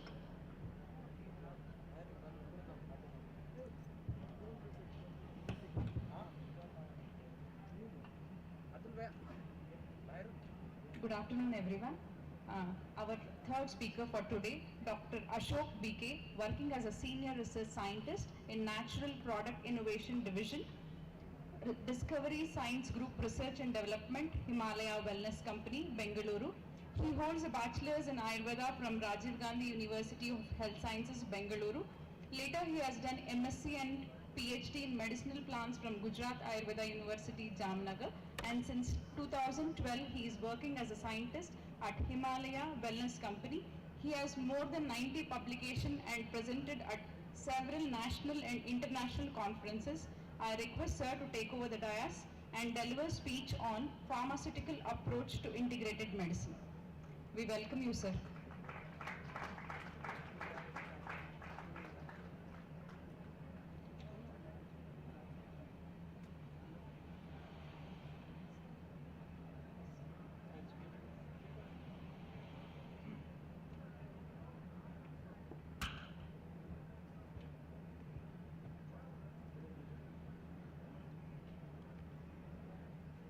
Respected dignitary on the dais, Dr. Anand Katti sir, respected Banigol sir, who is mentor, guru and everything for me, under whom I did undergraduation, and respected dignitaries of the dais, respected teachers and friends.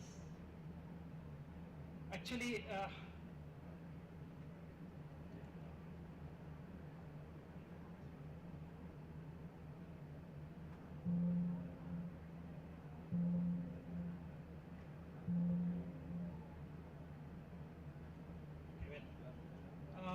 this topic supposed to delivered by Dr. Babu, who is heading our R&D. Unfortunately, because of some unavoidable situation, is traveling. So I took this opportunity to share few of thoughts from industrial perspective. What are the steps involved in the development of any products? Friends, I could see one of the very interesting product in the stall created by one of the, I think, third BMS scholar. It is multigrain cookie. It's very interesting. So at the level of clinic or to use self, it is very, very easy to prepare any product. But when you would like to translate it to higher rating, for example, to distribute to the patients or make as a one of the product in the market, it requires lot of process and so many other points should be considered. So through this presentation, I would like to share which are those processes, opportunities and challenges behind creating a globally competent product.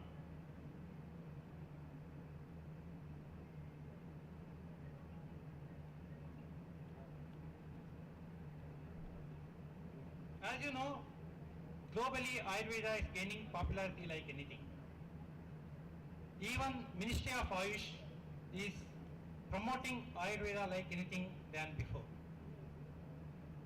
As per recent WHO report, more than 179 countries across the globe is using Asian system of medicine and it is regulated. And also, as per recent report by Ayush, more than 36 countries where Ayurveda is practicing and also regulated. So that means it is a great opportunity for us to explore more and more.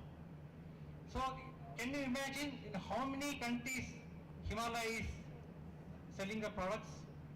Now we have entered the 108 country.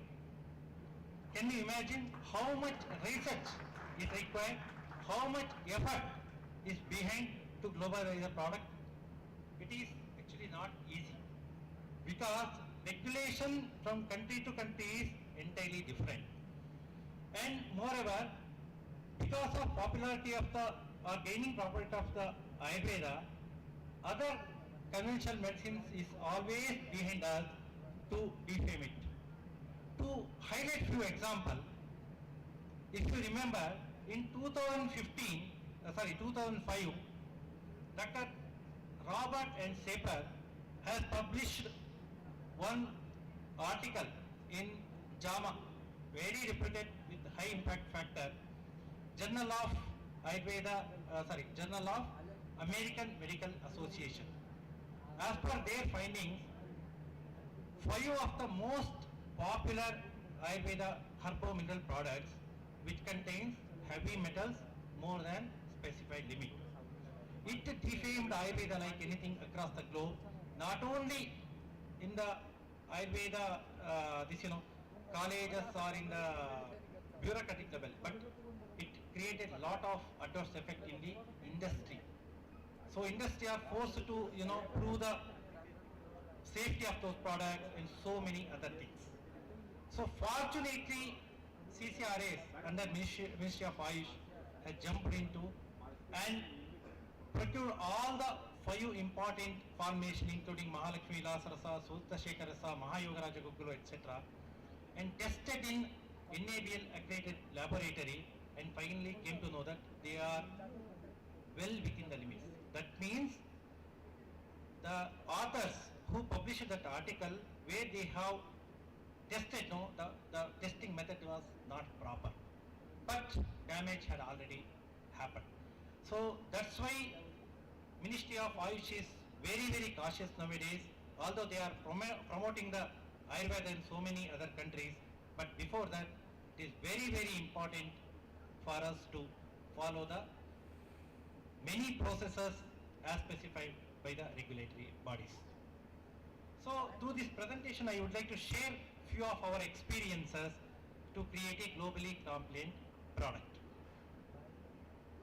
So Government of India, as you know, recently in the concluded WAC, they are promoting One Health, that is Vasudhaiva Kutumbakam concept, promote a world as a one family, one health. That means great opportunity for us to jump in and make Ayurveda more and more popular. And also thanks to the recent pandemic, that is COVID, it actually given the breakthrough for us to popularize Ayurveda more and more. Especially, as you know, in the China, still people are suffering like anything.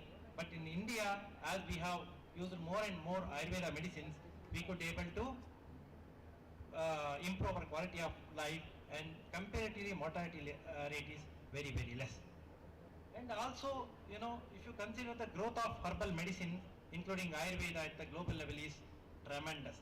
That's why we have great opportunity to expand Ayurveda across the globe, not only 36 countries as specified by Ayush Ministry, but also to other countries. We can make Ayurveda popular. However, it should not be our goal just to popularize Ayurveda. But as I told, one publication defamed Ayurveda like anything. quote another example, recently you might have read about the tragedy associated with the cough syrup, which was prepared by I think UP and supplied by government Delhi based pharmacy to the West Africa. More than 79 kids died because of acute renal failure because of that one particular cough syrup. So fortunately it was not Ayurveda medicine. Just imagine if it is Ayurveda medicine, what could have happened at the global level to the Ayurveda.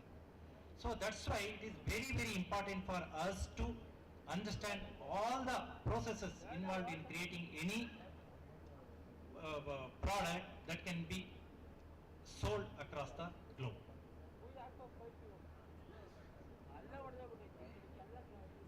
So, already I explained, government has created Ayush Ministry almost 6-7 years back and promoting Ayurveda like anything.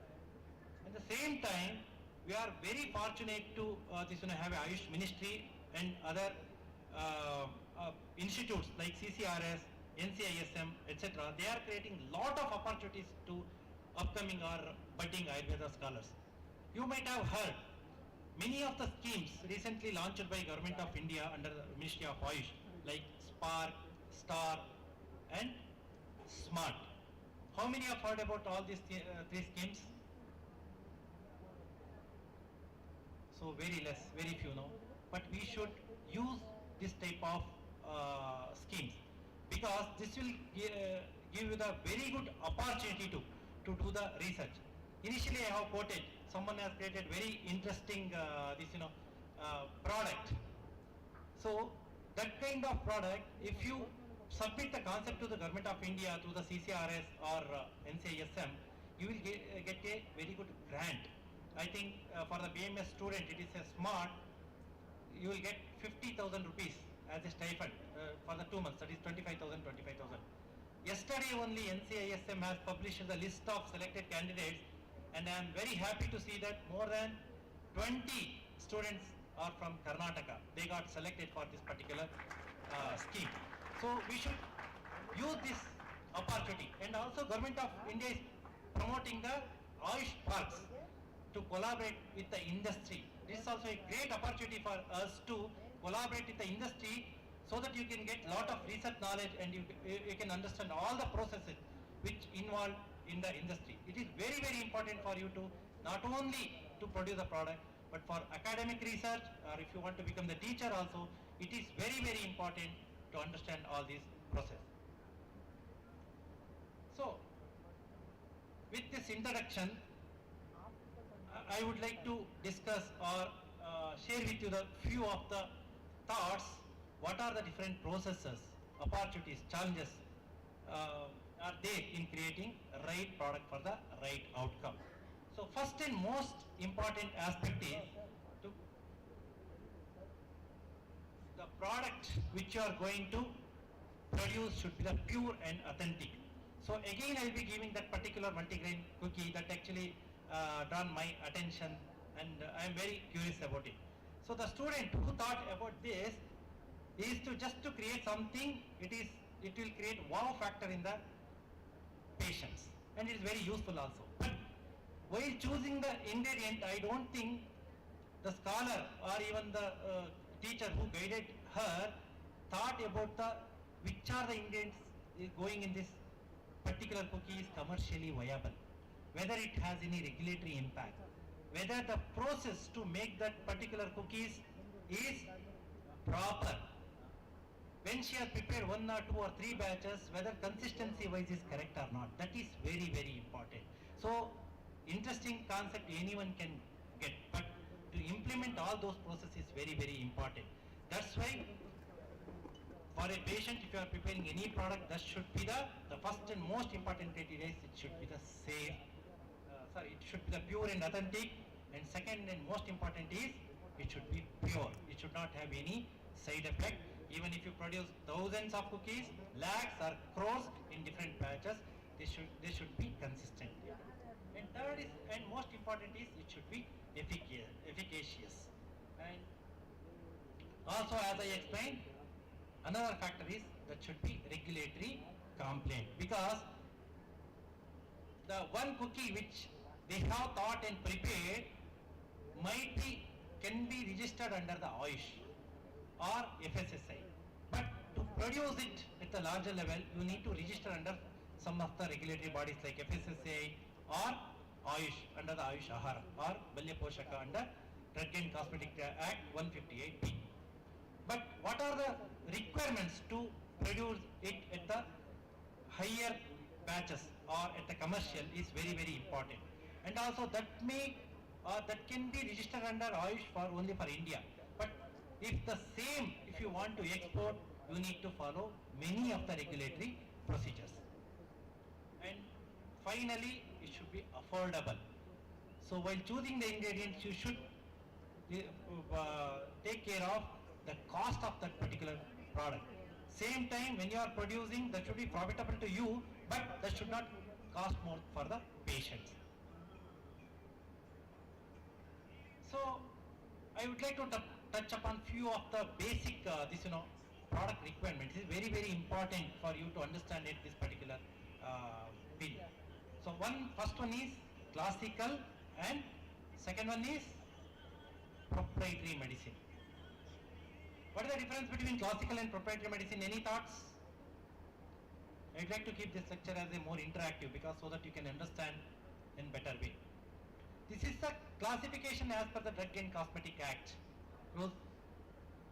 Ayurveda medicine means if you prepare any of the medicine by following the procedure and incorporating the ingredients, it has been mentioned in as per Ayurveda books listed under the schedule list of Drug and Cosmetic Act. That is following the 54 authoritative books. Okay, there you may not require any safety, efficacy and other tests. That is the advantage of having or preparing Ayurveda medicine. The same time, proprietary is medicine or classification has its own advantages. Like you can combine the ingredients as per your wish. Okay, for example, best example is the cookies. She thought about these are the ingredients very popular and giving high nutritive value. That is a proprietary medicine, not classical medicine. Best example for classical medicine is Chavanaprasha. Okay, I am not going to discuss detail about that. Second is proprietary medicine. See the beauty of this product. It is a very unique product from Himalaya. It is meant to take care of oral mucositis because of cancer, chemotherapy and radiotherapy. It is exactly translated from the Ashtangrodaya, one of the chapter under the Shalakya, Mukhantargata Bruna. The ingredients what they have mentioned, and we have taken the same but researched like anything. Finally it came, it was proven that when we use this in the patients already undergoing radiotherapy and chemotherapy, almost 7 to 70% it will prevent the formation of oral mucositis, because that will hamper the quality of life of the patients during the chemotherapy and radiotherapy. So next, coming to this, generally it is a general notion that products mentioned in these schedule books or Ayurveda classical medicines are having very high efficacy, no doubt about that. And generally in our mind is that Ayurveda, when people prepare the proprietary medicine and the extract, then they use the extract, it is not acceptable to us. Even I was under the same impression. But if you consider some of the some of the issues with the classical formulation, I would like to highlight one. What is this formula? Chandra Prabhavati, Chandra Prabhavacha Musta Budimba Suradarava. So again I am stressing, if you can able to prepare any of the classical preparation as per Ayurveda by procuring all the ingredients, it is the best. But if you consider this formula, see the ingredients, Chandra Prabha, Chandra is Karpura. If you consider the commercial availability of the camphor, it is almost nil, I can say. Whatever the Karpura you are getting is the synthetic. Then how can you expect the result as explained in the Ayurveda? And second thing is Vacha. Vacha is a wonderful drug, and even we give during the Swarna Prashana for the infant itself. But if you prepare any of the medicine out of Vacha, if you want to export to the US, you cannot because of component like beta-acerone prone to be carcinogenic. So that's why I would like to highlight some of the ingredients which is having some either regulatory issue or commercial issue or any other issue. So that's why, according to us, proprietary medicine is to some extent is better. Then like nutgrass is your musta. If you consider the commercial availability, musta is having small rhizome, and extracting 1 kg of musta will take 2 to 3 days getting the musta from the ground. Correct? No. That means whatever you are getting commercially may not be the Cyperus rotundus. It may be other species. Like that, I can quote hundreds of examples. Like Chitraka. Chitraka is wonderful drug especially in the digestion and liver disorder. But there are 3 Chitraka, like Rakta Chitraka, Neela Chitraka, and other one is Shweta Chitraka. So when we did the study in Jamnagar, we did the animal experiment comparing all 3 even after Shodhana. Rakta Chitraka has damaged liver like anything. So in the commercial material, it is very difficult to identify the Chitraka Moola, whether it is Shweta Chitraka or other. So like that, these are the few constraints in the classical formulation. Like Lavanga, Trivrutan, Shilajitu, many companies are promoting like anything. But if you consider the source of Shilajitu, it is very difficult. It is mineral origin. If you test it, whether that particular marker compound is there or not, it is questionable. So, then coming to the concept of proprietary medicine. So already I explained, we are little bit skeptical about the proprietary medicine. Our next question is whether it is not part of Ayurveda.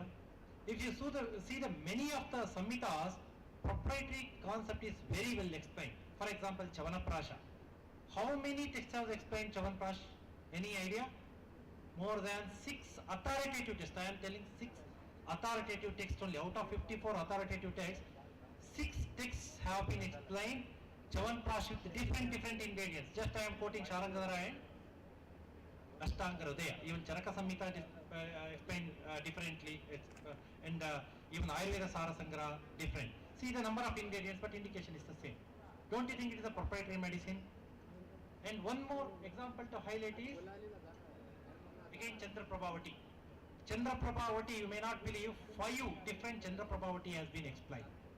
And it's in the same way, Dashamolarishta. How many ingredients are there in the Dashamolarishta? Any thoughts? 10? No. As per Sahasra Yoga, Dashamolarishta contains 70 ingredients, while Sushruta Samhita contains only 12 ingredients. Just to see the difference. Don't you think it is a proprietary to that particular acharyas? The same way, to evolve further by considering many of the constraints, we need to open up our mind to explore Ayurveda to the new horizon. The Dashamolarishta with 70 ingredients, just imagine more than 50 companies are making. Do you think it is easy task to procure all 70 ingredients and process? If you look into all 70 ingredients, many of the ingredients are not at all available commercially, viable commercial. I am not questioning any company classical this thing, no, but I just would like to highlight what are the constraints in preparing some of the most renowned Ayurveda medicine. And coming to this, standardization as per Ayurveda.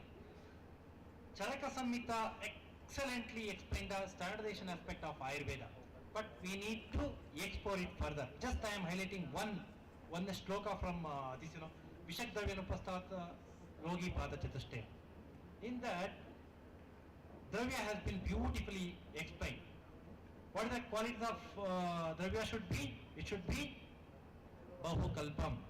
Bahukalpam means formulation standardization. It contains all the pre-formulation, formulation studies, stability, etc. That comes under Bahukalpam, even dosage forms. Next is Bahugunam. Bahugunam, not only the quality or property, it should be compared with the quality. Have you adopted quality by design while formulating it? What are the raw materials you are procuring, whether it's quality up to the mark?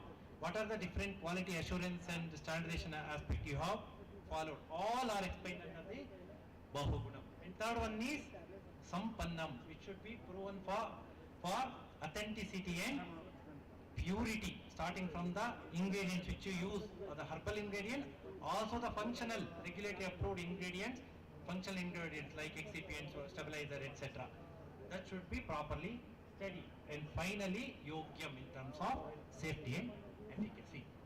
So, with this background, I would like to touch upon few points regarding which are the different steps or process should be followed to create a globally compliant product. Okay, first and most important is, just imagine when you are preparing Chyawanprash at your pharmacy. Okay, what are the steps you follow and compare same with this particular process. First and most important is selection of proper target. So for example, diabetes. You would like to create any of the product for diabetes, which are the targets first you need to select or achieve. It should be very unique. For example, generally in the diabetes, our focus is only on reducing the blood sugar level. Okay, but our focus should be preventing the diabetic complication. That is more relevant today. So, by searching many search engines like Ayurveda, classical test, and so many other texts, modern texts, and also different websites, most relevant sources you can explore. That is the first is literature, proper literature screening. Coming to next is based on the target based selection of herbs. It is also very, very important. So, selection of herbs should be in line with the targets. Okay, with the minimum ingredients, more target you can achieve. That I will explain in the coming slides. And third one is authentication, and the procurement is also very, very important. I have given the example of the Dashamularishta with 70 ingredients. So here also, while selecting those ingredients, we should be very careful whether it is commercially available. If not, can we cultivate easily? Because that will give the win-win situation for the farmers as well. Correct? No, you will get the sustainable supply of that particular raw material, and the same time, farmers also will get the benefit. And next step is extraction. Generally, again, we are more skeptical about the way to extract. In Ayurveda, it is beautifully explained. Panchavida Kashaya Kalpana is nothing but the extract. Preparing Gana is nothing but water extract. Asavarishtas, nothing but the alcohol extracts.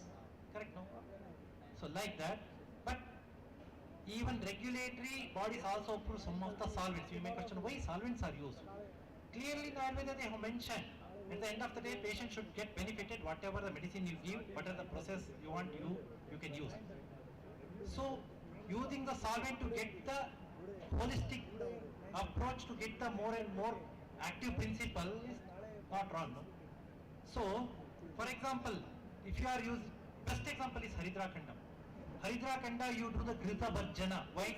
Grita Bharjana helps to extract the fatty material. Otherwise, if you put a turmeric powder in the water and you drink, 90% it will not absorb by the body. But if you put it in the milk or if you process it the ghee, 78% of the turmeric or curcuminoids or curcumin will get absorbed by the body. Correct? So that kind of approach to extract the desired active principle from the any plant material is very, very important. After that, we need to standardize properly. For example, turmeric. Turmeric total, why it is important standardization? One is to rule out the pesticides, all other contaminants, heavy metals, aflatoxins, etc. Second one is you need to standardize to get the safety and efficacy window, proper safety and efficacy window. Because total curcuminoid from the Haridra Kanda, if batch to batch variation is there, you may not get the desired effect, or it may lead to toxicity also. So that's why proper standardization of that particular product or extract or the herbal raw material is very, very important. Next is testing for efficacy. As we are dealing with the proprietary formulations, it is very important to prove the efficacy and safety. First is efficacy. So it is a basic requirement to carry out the clinical trials and for the product registration through different animal, in vitro, in vivo, in silico, so many other platforms are there to prove this. After this, you need to formulate to the suitable dosage forms. Trust me, it is the highly challenging task to formulate any of the herbal medicine. You may see the, for example, leaf 52 with the brown color coating and very fine, but to formulate with multiple extract, because each extract behave differently. Some is solid, some other is semi-solid, some is liquid, some is semi-solid. Combining 4-5 extract and making good product, appealing product is Herculean task. And next is again safety and efficacy. After formulating to the desired dosage form, you need to test for again safety and efficacy, because when you formulate with regulatory approved excipient, colors, whatever stabilizers, etc., it may alter efficacy and safety. Before actual clinical trial, phase 1, phase 2, phase 3, you need to test it for safety, efficacy again. So after that, you need to have a IPR, intellectual property rights. It is also very, very important, most neglected area in Ayurveda. What happens, for example, someone created multigrain cookies here. I have seen that tomorrow in our company at my personal level, I just copy it, and before institute is launching, I launch. That should not happen. That is the injustice to the inventor. Correct? No. So before registering the product, it is important to have the proper IPR evaluation. So this is the classical evidence-based approach should be adopted to create any globally compliant product. So I would like to highlight few of the, because lack of time, I think another 10-15 minutes I will get. I'll touch upon some of the issues already I have explained. I want to give some of the examples. The proper target identification. I took the example of diabetes mellitus with the complications. It may be neuropathy, nephropathy or retinopathy. If any medicine with this target will have great impact on the outcome. So see how many targets we can achieve through the herbal, because of diverse phytoactive contain even single plants. When you combine different plants, you get more and more phytoconstituents to take care of all different targets. So these are, see, I could be able to identify all these targets, and if you compare it, Katarka, Kadiradi, Kashaya, the wonderful formulations. You may not believe many of the formulations explained in Ayurveda we have not explored further. You see the Kataka, it is having very good insulin secretagogue activity. Khadira, anti-hyperglycemic activity. Amalaki, wonderful alpha glucosidase inhibitor activity, and also very good in preventing the complications like retinopathy. Ekanayaka, Musta, like that. See, beta cell regenerative action of turmeric is well known. So that's why while combining the different herbs, you can choose it from the classical formulation itself. So translating classical formulation into proprietary is a great contribution to field of Ayurveda. The best example is Himalaya Brizal. It is nothing but the translation of the Haridra Khanda. Baby massage oil. We have very good product like baby massage oil, nourishing baby massage oil. It is nothing but translated from Balashwagandha Thailam. Like that, so many examples I can give. So that is a good contribution of to Ayurveda field as well. So coming to problem with adulteration, as you know already I have explained, at the global level it will impact like anything. Adulteration of many of the medicinal plant in the rampant because of increasing the demand. So we should be very careful before choosing any particular ingredient. So these are some of the examples I have given. So next is, I would like to highlight the pathetic condition of raw materials trade. You might have seen, you might have visited many of the raw material shops where how they store it. Correct? Choosing the raw material in that particular thing very, very difficult. Who is this? Everybody knows. Barack Obama. Then what about this? This is the difference. Even by seeing the popular person, the face, we are unable to differentiate. Then what about the conditions of our raw materials kept across this gunny bags, stored like anything? If you ask for the Pikachu, they will give something else. Then how can you expect the desired result? I will come to that with very interesting facts. So this is Pikachu, correct? Then what about this? What about this? More than 12 seeds sold in the market in place of Pikachu. Okay? How to identify them? If you take the cross section, same. If you do the preliminary phytochemical question, same. If you run the analytical study, outcome is same. The only tool available to differentiate is the RAPD. Okay, that's the DNA technology by considering the L-DOPA. We run the RAPD, rapid amplifying polymorphic DNA, and finally the one is having 258 basic pair is the authentic Mucuna Okay, so this is this kind of authenticity. The more and more evidence you create, the more and more acceptability of products at the global level. Then coming to pharmacognostic standardization, I don't want to explain each and every this thing. So admixture, adulteration, contamination, infection and infestation, I think you are very familiar with this thing. Then herbs with commercially non-viable. What is this? Saraka indica or Saraka ashoka or Saraka tenginensis. You may not believe, when we did the study on Saraka ashoka, there are 5 different species of very closely related Saraka species, especially available in Orissa. Okay, it is very slow growing tree. So many physicians or pharmacies are into the ashoka system, but actual bark used is polyalkyl longifoli. Then imagine the outcome. So like that, we have, what is this? Karkatakshini. Okay. Vidari-kanda. See the Vidari-kanda. In place of Vidari-kanda, we are getting the Kshira-Vidari. Correct?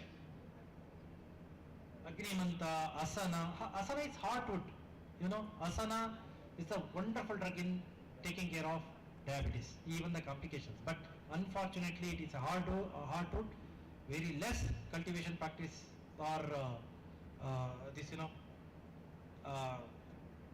done for that. Very difficult to get that particular material. So like that, Chandana, etc. And more scary thing is Gugulu, one of the best wonderful herb of Ayurveda, but recently IUCN, okay, has red listed this. Just imagine in future we may not be able to use this particular drug because of very difficult to cultivate. Only certain geography of India or Afghanistan or Pakistan is suitable to grow this, but demand is so huge that even modern or allopathy practitioner are behind this to treat the hyperlipidemia as well as joint problem. So these are some of the plants of import source.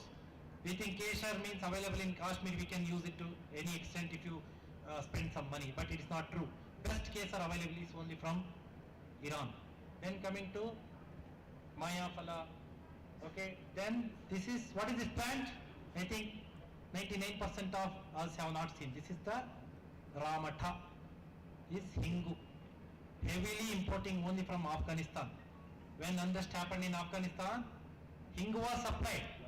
Many companies supplied the Hingu, but it was almost, I can say it's a flavor. Very difficult to get because the import channel was almost blocked. So like that I can give hundreds of examples. In the name of cinnamon, what you are getting is cinnamon, cassia or other species. It is the original Cinnamon Xylonicum explained in Ayurveda, only source is Sri Lanka to some part of Kerala, and St. Madhu heavily depend on other countries. In India, very rarely we grow this. Like that, I can highlight many of the points, so which is actually what we are problem we are facing. And coming to CITES, many of you might have not come across this particular regulation. If you have used any of the herbs which enlisted under the CITES, you are not allowed to export that particular medicine, especially US and EU. So first and most important is Katuki. Many scholars, physicians asked us, why you are not used Katuki leaf T2? Okay, because of this issue. If you use that, you cannot export that medicine to particular. Same in the same this thing we have Kusta. Sasoria Lappa is also under the CITES. So Talisapatra and Venda Roxburghi, these all are under the CITES only. It is restricted to use in the product. So one more point I would like to highlight is side effects. Why to consider regulatory concern? Many of us, including Tulsi or turmeric, recently, you may not believe, in the Italy, any product containing turmeric, they are going to ban it or prohibit it because of curcumin is known to cause the hepatotoxicity. The one of the funniest thing is any research outcome in the animals, they publish it as a either toxicity, etc. Immediately, regulators across the globe will ban that, or they will express the concern. The same true with the very much true with the turmeric. Can you imagine? Since how many thousands of years we are using the turmeric without any side effect, now suddenly in Italy they have published one this thing. If you have any product with turmeric, you cannot register under the as a food supplement. Like that I can give several examples. Then already I have explained in Himalaya we are doing authentication to the great extent using the DNA barcoding, because lack of time, I think only 5 minutes more for me to finish this. And we are associated with the many farmers, not only across the globe, but in abroad also, to get the sustainable supply of the raw materials. And we will not use any pesticides and other fertilizers. And phytochemical standardization, I think you might have knowing many of the things. So for example, to standard the Haridra Khanda, which are the different steps should be followed. Then coming to extraction strategies, I have explained already which are the different measures mentioned in Ayurveda. So like that we are in contemporary science they have established more than 12. The latest one is supercritical fluid extraction. It is a wonderful technology. You can get without any solvent maximum content of any herb with active principle with higher quantity and highly potent. Although cost is little bit high, but is a good technology to extract the herbs. Then coming to analytical standardization, heavy metals, pesticides, environment pollutions, clearly mentioned in Ayurveda. While procuring or collecting the drugs, we should not collect from smashana, roadside, so many other things. Very well can be correlated with the modern standardization aspect. Best example is Brahmi. Brahmi generally grows in marshy area near lakes. You may not believe, procure it, extract it and analyze it, you will get high content of lead because of environmental pollution, biological, etc. So these are some of the latest techniques available to in one run. You can analyze so many components. See, one run you can GCMS, MS, okay? Cost might be 3 to 4 crore to the instrument, but you can analyze 89 pesticides as per library in the one shot. Okay, these are technologies are available. We need to make use of that to create a good product. Then coming to some of the transfer, because I explained, again I will be taking that particular cookies or even Chyawanprash when you prepare in the pharmacy, it is very easy to handle in very less quantity, batch to batch consistency, and because outcome there should not be any difference in batch to batch, because that is one of the aspect very well studied by the modern fraternities. and that is very much regulated. They should not be 0.1% deviation. Okay? So we can translate it to the vacuum steam jacketed vessel. If you put all the herbs, decoction with amanaki, etc., you will get a very great product. In tons together, you can prepare within 8 hours. And same Swarasa technology. See, Swarasa shelf life is very less. For example, amanaki Swarasa, just spray dried it, very easy to formulate. That will, will have the active principle will not lost. These are the latest technologies that can be utilized. So then stability also very important. So that the cookies, if you keep 2-3 days, you will get lot of fungus. Correct? So for that purpose, some regulatory approved stabilizers or preservatives can be used. So, but you need to establish all 5 types of stability parameters: physical, chemical, microbiological, therapeutic, and toxicological. It is also very important. So coming to, already I have explained in vitro, in vivo, in silico parameters. Then finally, clinical studies. It is the ultimate tool to establish safety and efficacy through phase 1, phase 2, phase 3, and also pharmacovigilance aspect, and also we need to establish ADME to convince the regulators for the registration. So I'd like to end my presentation with a beautiful quote. It's self-explanatory. When we are using it since thousands of years, still we are calling it, or regulators across the globe consider it as an alternative medicine. I don't know. I think they got a good, beautiful message during the COVID. Ayurveda has played better than any other TCMs and improved the quality of life of the patients. So with this, I would like to end my presentation. Sorry, I little bit fast because we got only 40 minutes. Again, I will be coming and explaining regarding few points of Pusha Ayurveda as well before Dr. Bhagwat will take up that presentation. So thank you very much to the organizing committee given opportunity for this particular presentation to share my thoughts here. Thank you very much.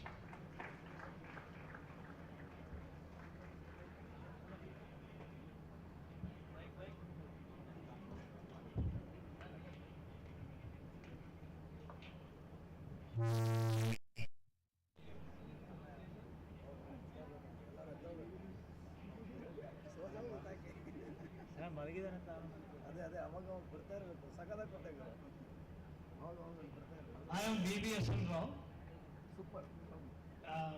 Originally I am a sports administrator of 50 years, but my sports has taken me to the remote areas, mostly the tribal areas, not all extremist this thing. Most of the places I have seen the agricultural farming has been abandoned. And I got the photographs. If you give me your number, I will share you. And in one part, my friend is here, Mr. Sunil Tawriji. We have launched Farmers Livelihood Mission to stop their suicides. But when we want to bring them back after 10 years of living farming, when we found that farmland is fully covered with wild grass and pesticides, pests, you can say, I asked many experts. Suppose we will bring the farmers, we will give them all support to restart. Our project is called reverse migration of the farmers. But the major problem is 1 or 2 have come. They started farming, but the surrounding area is full of grass and this thing. So how to get rid of it? Many people said you use the chemicals. I said I won't use chemicals. Many people said you burn it. I said burning means there are huts also inside. 50-60 acres of land are there, some people have done that. And then wild animals are also there. So how can I put the entire grass? Grass is like elephantine grass up to this much, my chest. I got the photographs, I will share with you. Now you have given a very wonderful presentation. We have got another branch which is working on cultivation of medicinal and aromatic plants. Some friends could establish their own, your extraction you said in Uttarakhand I got some friends. We also want to give them some medicinal and aromatic plants like lemongrass is the easiest thing to put on the mountain area. 2 questions is that, how to get rid of this wild grass and wild this thing. Second thing is, if we start a cultivation of herbal medicinal plants in aromatic, well, there is no such buyback arrangements. where the farmers are not getting support. They will have to look for marketing of their products. So is there any system you have where the farmers can be supported who plant and required as per your requirement? So one question is to how to get the weeds and grass, and if we grow medicinal plants and aromatic plants, is there any tie-up for the buyback?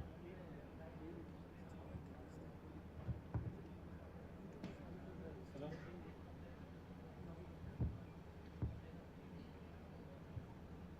Thank you, sir.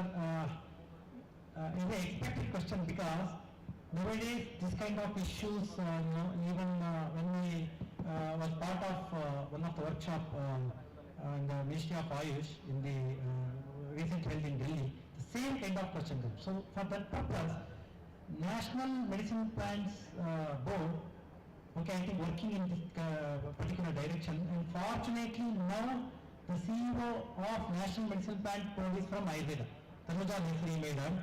I think that is the one approach. And second thing is, I am not expert in that particular this thing. We have very good agrotech department in Himalaya. I can give the contact. Some of the scientists, I think they can help you in this regard. Yeah, that is correct.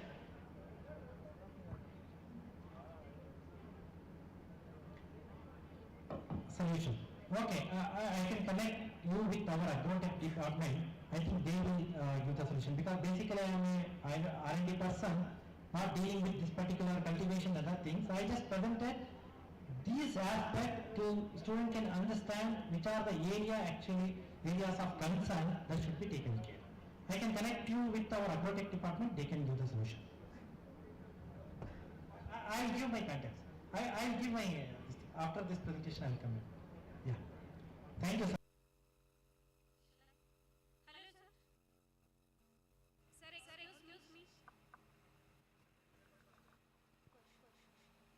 Okay. Excuse me, sir. Myself, Dr. Naveena, Assistant Professor from Ashwini College, Tumkur, sir.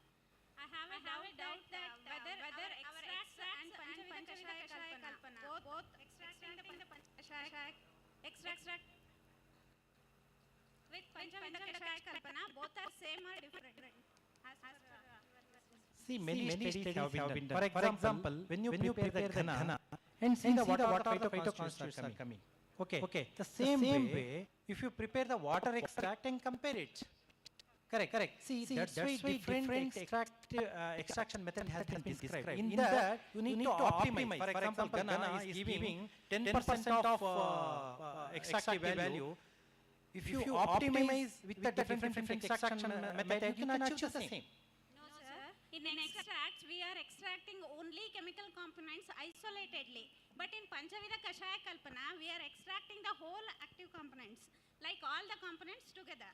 It is entirely different from the extraction method, right, sir? For example, best example is turmeric. In the turmeric, we are not extracting only curcumin.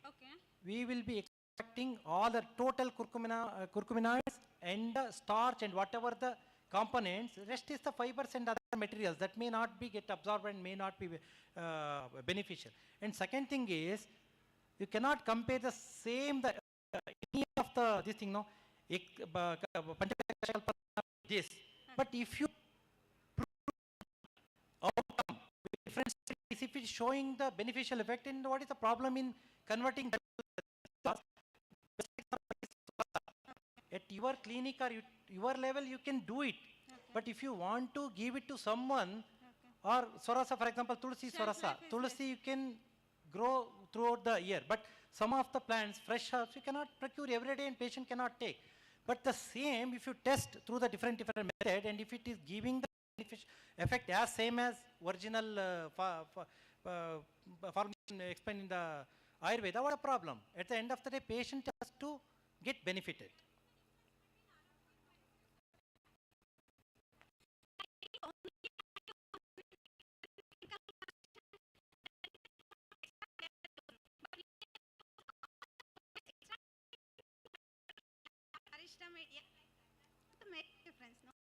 Only I am telling, if outcome is the same, then what is the... It is entirely different, not the same. You are saying that in curcumin, that fibers is not needed. If it was not rich in that product, that Malavarodha takes place, sir. It becomes that.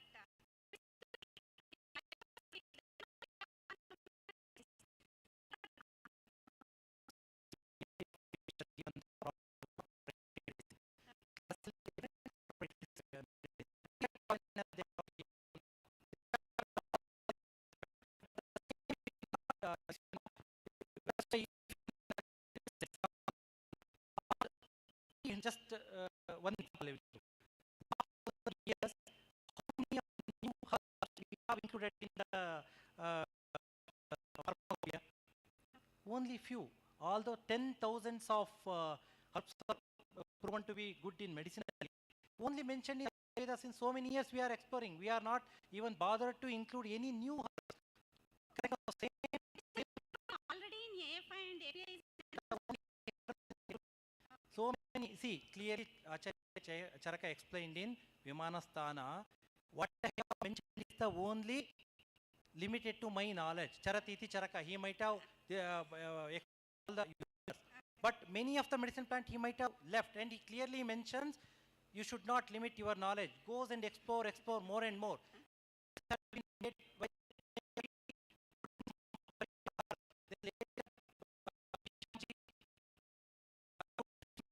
With some that would not care, then how can we expect this further and further? This extraction also government of under the Ministry of Ayush, they have given the provision of proprietary medicine. That's why there you can do research as per your provision, as per your this thing. You prove all those things not through the animal experiment, through the clinical studies. Correct. And you may ask now, wet extract work in the base, etc. Correct? No. No, sir, not that one. That in extracts we are getting only active components, only one Correct. component of that one. In Panchavedha Kashaya Kalpana, all the components, Correct. like all the chemical constituents we are getting, sir. But one more thing, one more example you are given, sir. That curcumin is processed with a ghee and all. It is what the samskara. That is what Yoga Vahi Guna we will tell in Ayurveda, sir. That is what enhancing its property. It is not adding that. Krutta, if we give it acts differently. But turmeric we given it differently. But combined together we are processing and giving. It enhances that one. Does not exhibit its own qualities. That Krutta, it enhances the quality of turmeric once again.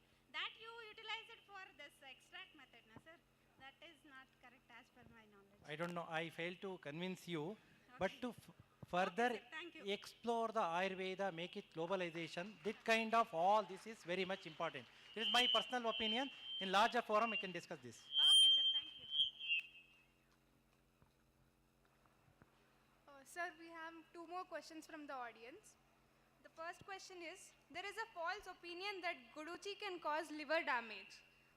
What is the basis for the panel to accept the effect of drug? See, I think one who has asked this question might be giving the recent example of some they published in even Times of India everywhere. During the COVID, people have used as immunomodulator, right, and it caused the hepatotoxicity.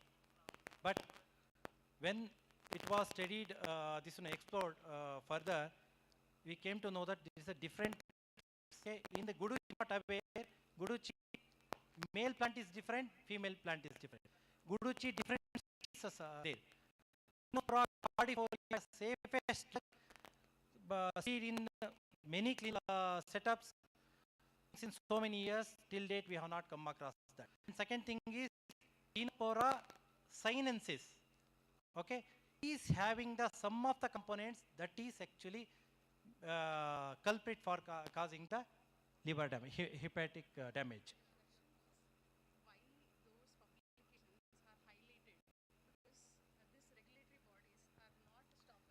No. What happens when we do some research, immediately we jump into publication. Okay. And also, I don't know, it may be because of some vested interest. During the COVID, Ayurveda got lot of popularity. People started. Same time, few of the researchers started highlighting this kind of this without understanding whether it is good Puducherry, whenever they found out this kind of thing, because if you see, majority is the case study. Patient will come, some of problem, they will ask the what they have taken, what are different medicine you have taken, patient. If they tell Ayurveda medicine, I don't know properly, some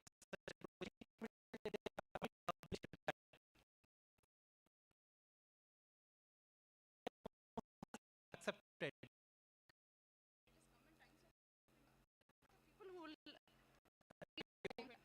Tell you that kind of negative report can be published in any year, any time.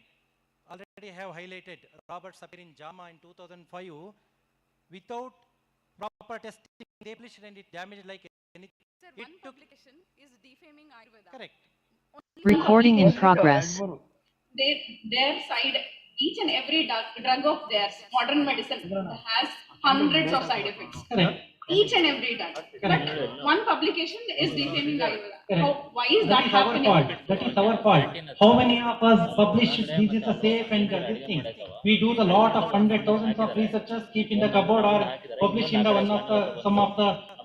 some lesser known publications. That is our fault. We need to defend ourselves when we need to prove. That's why last slide I have shown. Since so many years, thousands of years, we are using this as a main system of medicine. Ayurveda is the first biological science that exists on the earth.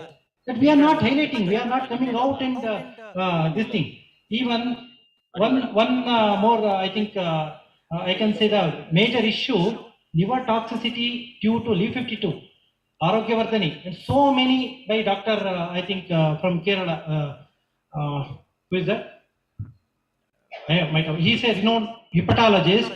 If you even Asavarist, all the classical medicine, every day he writes in the Facebook, Twitter, I just unfortunately I forgotten his name, Abhay Phillips, Dr. Abhay Phillips, to search of his negative comments on the herbal medicine. He has not left any Ayurveda medicine. He started with Himalaya, then took Charaka, then Dudh Papeshwar, now all the CAM medicines he writes in Facebook, because whenever you post anything in the social media, within no time that will reach us.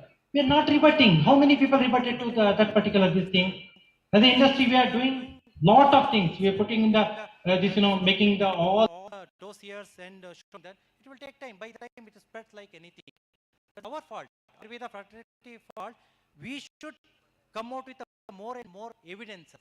Always we cannot go with this is the only.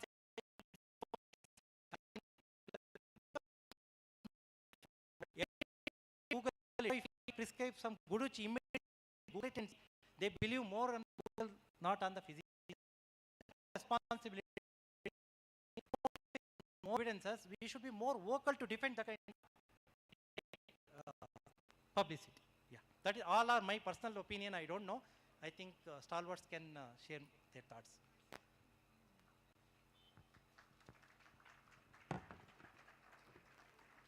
We had got many more questions from the audience, but unfortunately we are running out of time. Anyways, I thank Dr. B.K. Ashok sir for giving us an insight into evidence-based pharmaceutical approach to integrated medicine. It was really a valuable session to attend. We have surely learnt about a unique way of understanding integrated medicine and its pharmacology, which is an add-on to our professional life. Now, I call Dr. Anand Katti sir to felicitate our speaker.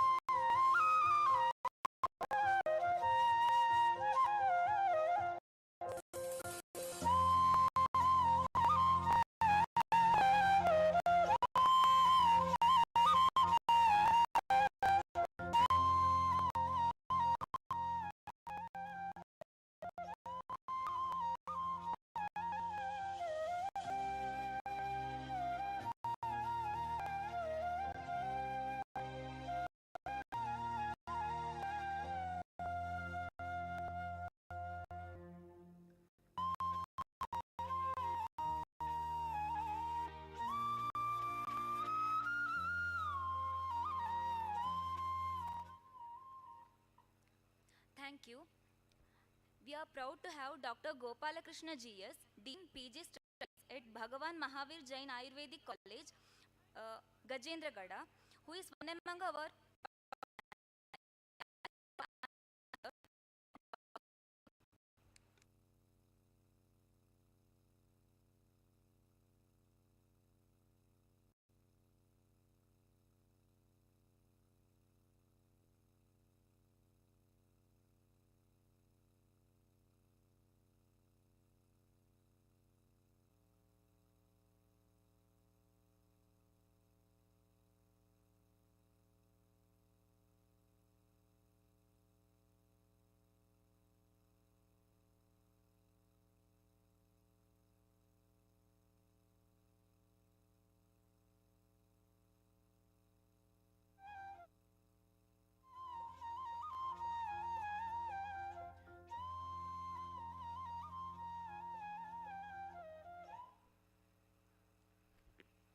The last session for today's evening is Scope of Pashu Ayurveda in Integrated Veterinary Medicine by Dr. Vishwanath Bhagavat sir.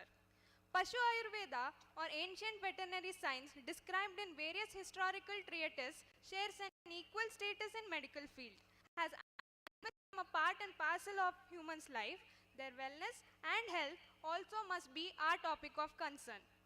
Integrated veterinary medicine is the practice of complementary and alternative therapies that is adapted to maintain the high quality health of all animals. To present on this crucial concept, we have Dr. Vishwanath Bhagavat sir present here. I request Dr. Bhavya ma'am to give an introduction about sir to the gathering.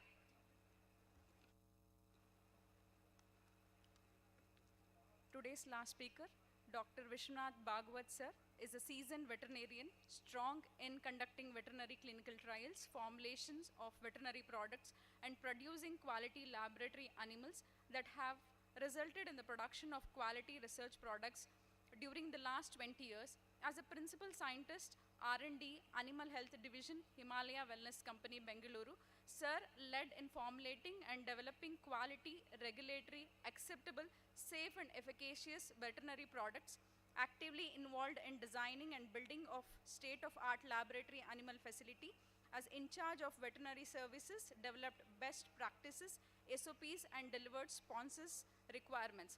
He has more than 80 publications to his credit. He was a resource person in several national and international conferences, graduation and post-graduation from Veterinary College, Hebbal, Bengaluru, India. I request sir to enlighten on this undiscovered topic, scope of Pashu Ayurveda in integrated veterinary medicine. I welcome you, sir.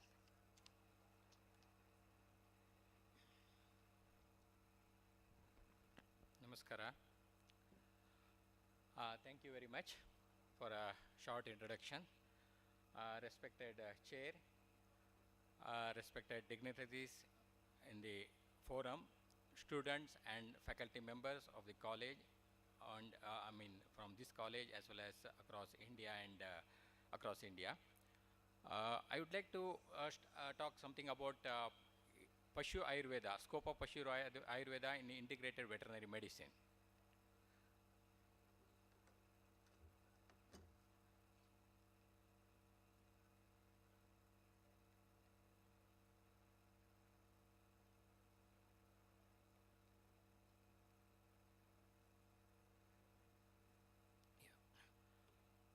So integrated veterinary medicine, it is nothing but like a combination of alternative and complementary medicines.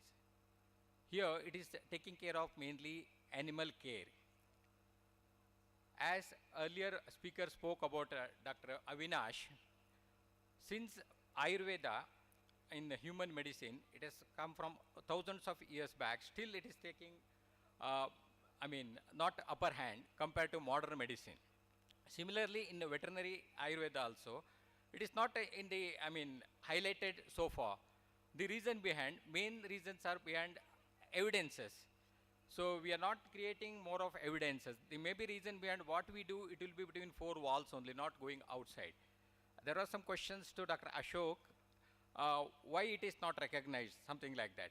The reason behind, we are not going to publish in any international journals.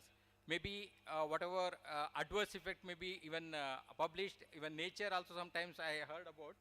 Nature, I mean reputed journal, if you give something negative, it will publish very fast. Whereas if you give some evidences, they take longer time and it may get rejected also.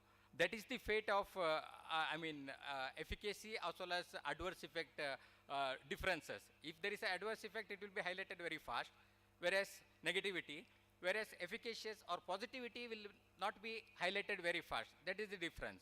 So in that scenario, if we do any activity like research, if it is efficacious, my kind request is to just publish in very good reputed journals, so that people in scientific community will be aware about that and people will talk about the products. Even similarly in veterinary Ayurveda also, same scenario like human Ayurveda.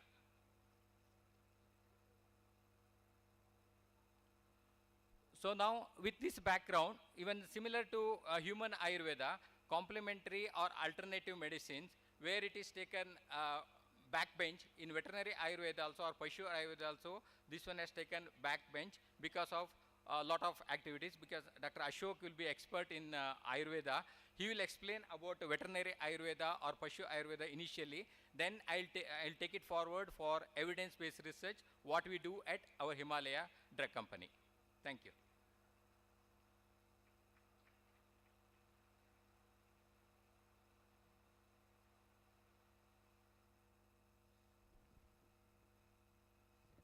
Thank you, Dr. Bhagavat. I am here to set preamble to him, because some of the Ayurveda aspect I would like to cover. So then he will explain the evidence-based Ayurveda product development. I just like to cite one of the quote by Dr. Virchow Rudolph in 1956.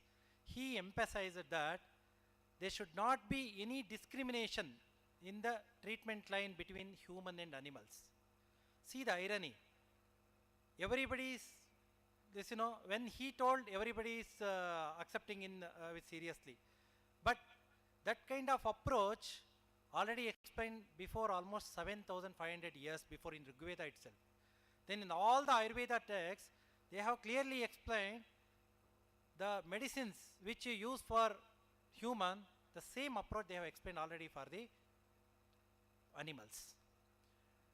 So if you see this particular logo with elephant, what you can imagine?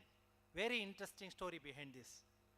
1956, Rudolf Virchow might said that, but our visionary chairman, Mr. Manal sir, before 1930, he visualized it. The logo with the elephant has very interesting story.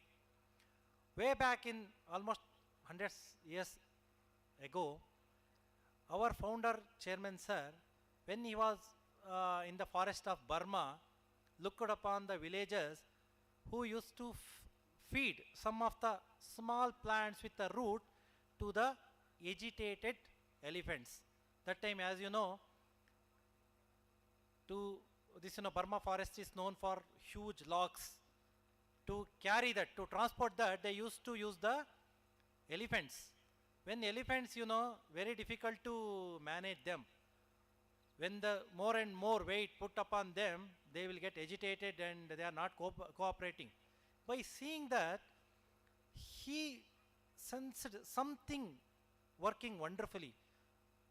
A small teeny root that can calm the agitated wild elephant, then what else? So same form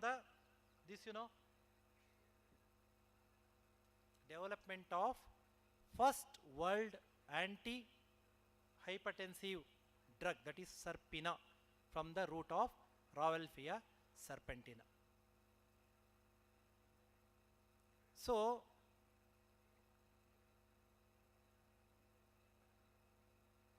that means what I want to tell is, the actual inspiration behind establishing this particular company is nothing but Pashu Ayurveda. Pashu Ayurveda, or observation on elephant, from our founder chairman led to establish this particular company with now more than 500 products and in 108 countries. So with the vision of wellness in every home and happiness in every heart, in the more than, I have mentioned 105, actually now we are touched 108 countries. So it is not easy task. Popularizing Ayurveda, registering Ayurveda medicine in so many countries without any regulatory hindrance is not easy. What actually I want to highlight here is, there are so many hidden knowledge in ancient texts that can be explored and utilized for not only betterment of human beings, but also animals and also environment. Now, One Health concept is all about, now they are talking, One Health concept is only, it is not new. It is not only for human beings, it is animals as well as taking care of environment through sustainability approach. So with that vision, one Ayurveda, like Vasudeva Kutumbakam, as a one family, world is one family, established or explored all the divisions of Ayurveda, like it may be pharmaceuticals, by extrapolating Ayurveda principles, like it may be pharmaceutical or it may be personal care. So as you know, neem and turmeric is best for to take care of any skin conditions. It rolled out to be purifying neem face wash. And then baby massage oil, already I have explained. It is the translation of principle of Balashwagandhadi Taila. Like that, in all the division we could have established in the functional food, Ahara Kalpana mentioned in Ayurveda, many of the established herbs, well proven concept translated into many of the products, not even Pashu Ayurveda. We have many products to cater the health of animals, and Dr. Bhagwat will explain all those in detail. So if you consider the one example we spoke in the previous presentation is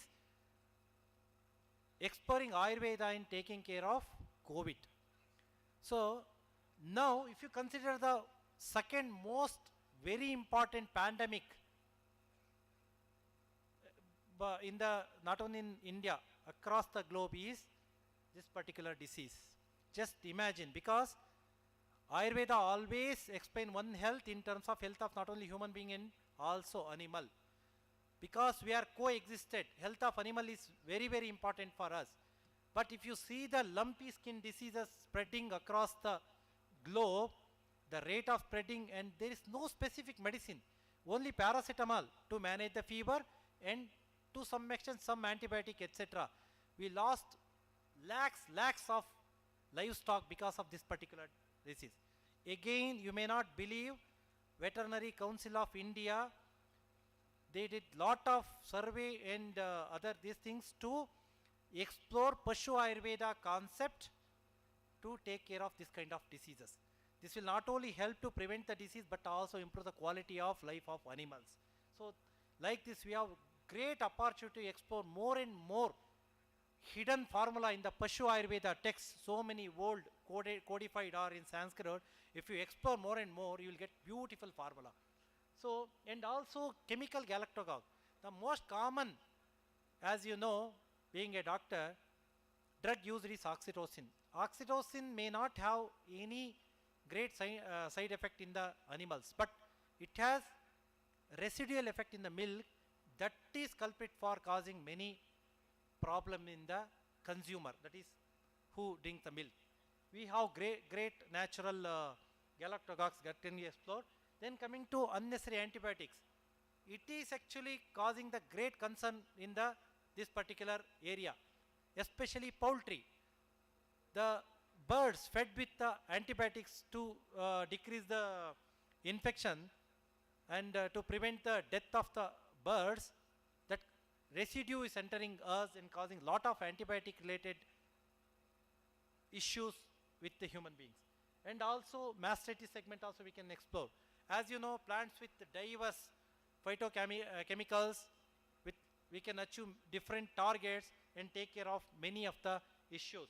And coming to this thing, why evidence-based approach is required? Already I have dealt with a great detail in previous presentation, but still few points I would like to highlight already. As I told, many of the text, it may be Ashwavaidikam, Haya Ayurveda, and so many veterinary texts wrote in the original Sanskrit or regional language.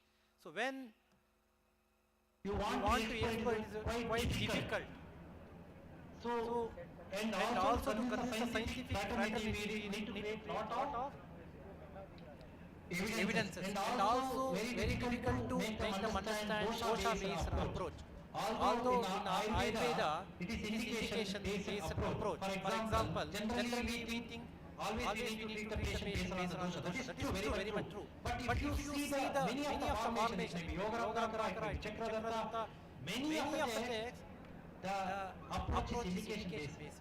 Chavantvash is indicated in some of the, it may be Vayastapana, this thing, it is not a Vata Jana something. Haridrakanda might be some type of kasa, but indication-based. Like that majority of the text explain the formula indication-based, not specifically on the dosha. Dosha is mainly for diagnosis and to some extent treatment, or when you are combining some of the herbs, it might be the dosha-based approach. But generally, indication approach explained from Charaka to the latest lexicons or treatises as a indication approach. So, but what about the already I explained quality, efficacy, safety, that will be questioned. If you give any of the product, good product to take care of these conditions, but if you have any ingredients of concern, definitely they will question. We need to prove, no, it is safe or efficacious, or we have replaced this concern ingredient is something else, it is safe and efficacious and cost effective. That kind of approach we need to make. And also very importantly, we don't, in Ayurveda, till now, it is very unfortunate, we could not come out with any dramatic drug that can work as antibiotic or anti-allergy. We are researching so many years, so many crores rupees we have spent, but unfortunately till date the drug that can take care of similar to that of antibiotic or anti-allergy or any other this thing we could not establish till date. That is a great opportunity for us. We need to work towards that. We should show Ayurveda not always works slow, because you may not believe.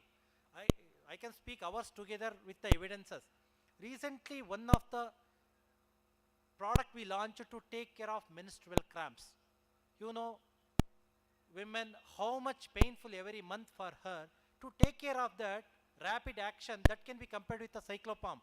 Simple approach. We used cinnamon and the licorice. Only two combination, with different doses, and most importantly, mouth dissolving tablet.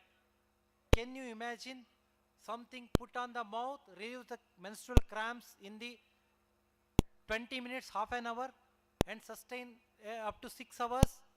That kind of product we created and doing wonder in the market. That kind of approach we can establish. So that is according to my personal view, Ayurveda will not act immediately. It will not give result, might be false, because there are some of the things, our approach is very, very important. How we combine it, at what ratio, how we make it more potent through the extraction method, or it may be Sorasa. I told Sorasa you can use, just translate into the some spray dried, etc., and make the formulation, it will act rapidly. Like that anti-allergy is one of the great area you can explore. There are several. For example, you may not believe, some of the researchers tells garlic. When you test against the prednisolone, garlic shown better result in the in vitro. Translate to clinically and you can cater the requirement.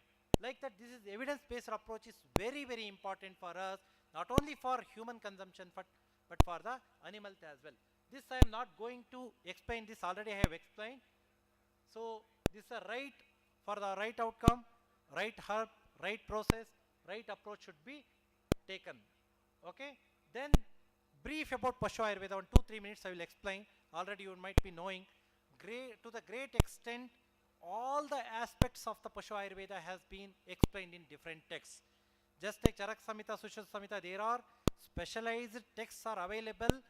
Those explain specifically on the requirement of Pashu Ayurveda. Not only Pashu means generally we call it as either livestock, but it's not true. It is for livestock, elephant, Hastya Ayurveda, wonderfully explained by Jayadeva and Palakapya.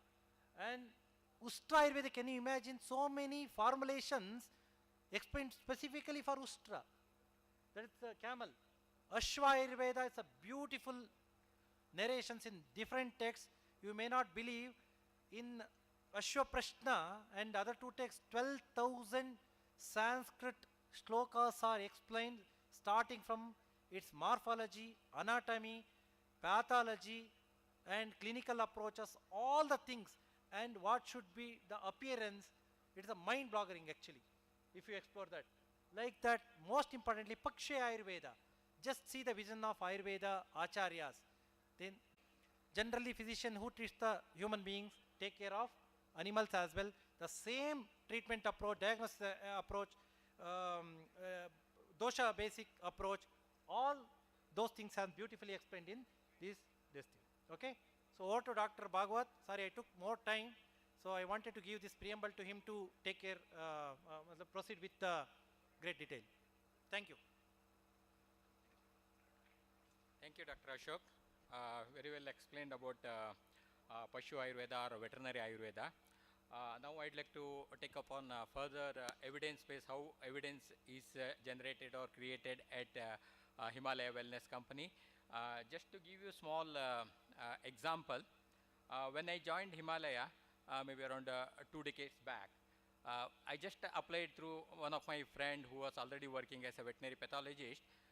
During that time, Himalaya Wellness Company, it was earlier Himalaya Drug Company, now it is a Himalaya Wellness Company. When I asked him, I'm interested to join Himalaya, he told, why discovery, development and market. In this aspect, discovery aspect, we go for extraction of the herbal actives, as Dr. Ashok already mentioned, how we are going for innovative technology for extracting the herbs and get the good extractive value, and it should be beneficial for the animal welfare as well as the organization.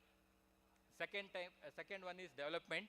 We follow, there are two aspects in development. One is we go with the safety and efficacy of the product. During development stage, there is a formulation development separate and other aspect like clinical and preclinical aspect. In preclinical, we follow GLP standard. There's a good laboratory practice. To tell you precisely, we are the first to get GLP accreditation. There is a good laboratory practice accreditation in Asia for herbal product. We are the first. Then coming to clinical aspect, we go for good clinical practice approach with respect to livestock, either dairy animal or poultry or aqua or even companion care. Even during development process, we have a different stages. Once we prepare a formula, a prototype will be there, prototype will be there, and then we go for stability and what you call semi-products, finished goods and finished good. Each step there will be quality test will be there, and it will be kept for a stability process, even either maybe accelerator stability or stress studies, ensure that quality will not get degraded in any point of time. Then finally it goes for market. There's a technology transfer happens and goes for market. There also we go for good manufacturing practice. That's why the quality, safety and efficacy of the product is very important upon the point of sheet to self. In that we follow GACP, GLP, GCP and GMP. So I would like to show you one of the example what we did one study for one product. So that is called next generation symbiotic. This is nothing but a major concept is like in poultry segment or in dairy animals. Earlier people used to use antibiotic. Even doctors used to go to a customer place and he used to give injections if there is any disease outbreak. So it used to they used to give for 3 days or 5 days. So same thing when he goes next time also, similar kind it used to happen around 50 years back. Now later what happened, like customers started using same injections for 3 days or 5 days. Then one fine day one customer came up with the idea that why we have to give antibiotic once in a while? Why can't you give that antibiotic continuously, either oral in the water or feed in the subtherapeutic dose instead of therapeutic dose? Whereas therapeutic dose is mentioned in the pharmacopoeia, whereas subtherapeutic dose is not mentioned in the pharmacopoeia. Similarly, when they started giving antibiotic instead of therapeutic dose, they started using the subtherapeutic dose in the feed or water. So that has created a danger in the market. The farmer used to get a benefit, ensuring that in 45 days or 1 month, he used to get a good yield without mortality or no diseases for the animals or whatever flock he is keeping. Wherein, once it started excreting in the milk or meat or egg, then it started, individual human being, they started getting that antibiotic in subtherapeutic dose, and he started getting resistance.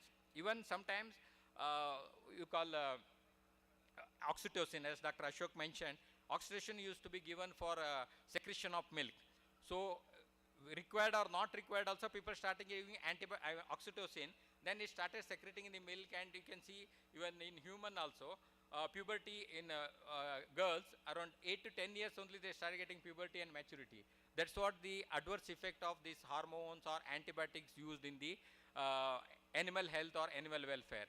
That's why we call it animal welfare is human welfare too. So with this background, I will take you through one of the novel product what we launched. It is for alternative antibiotic growth promoter. Antibiotic growth promoter are used in poultry.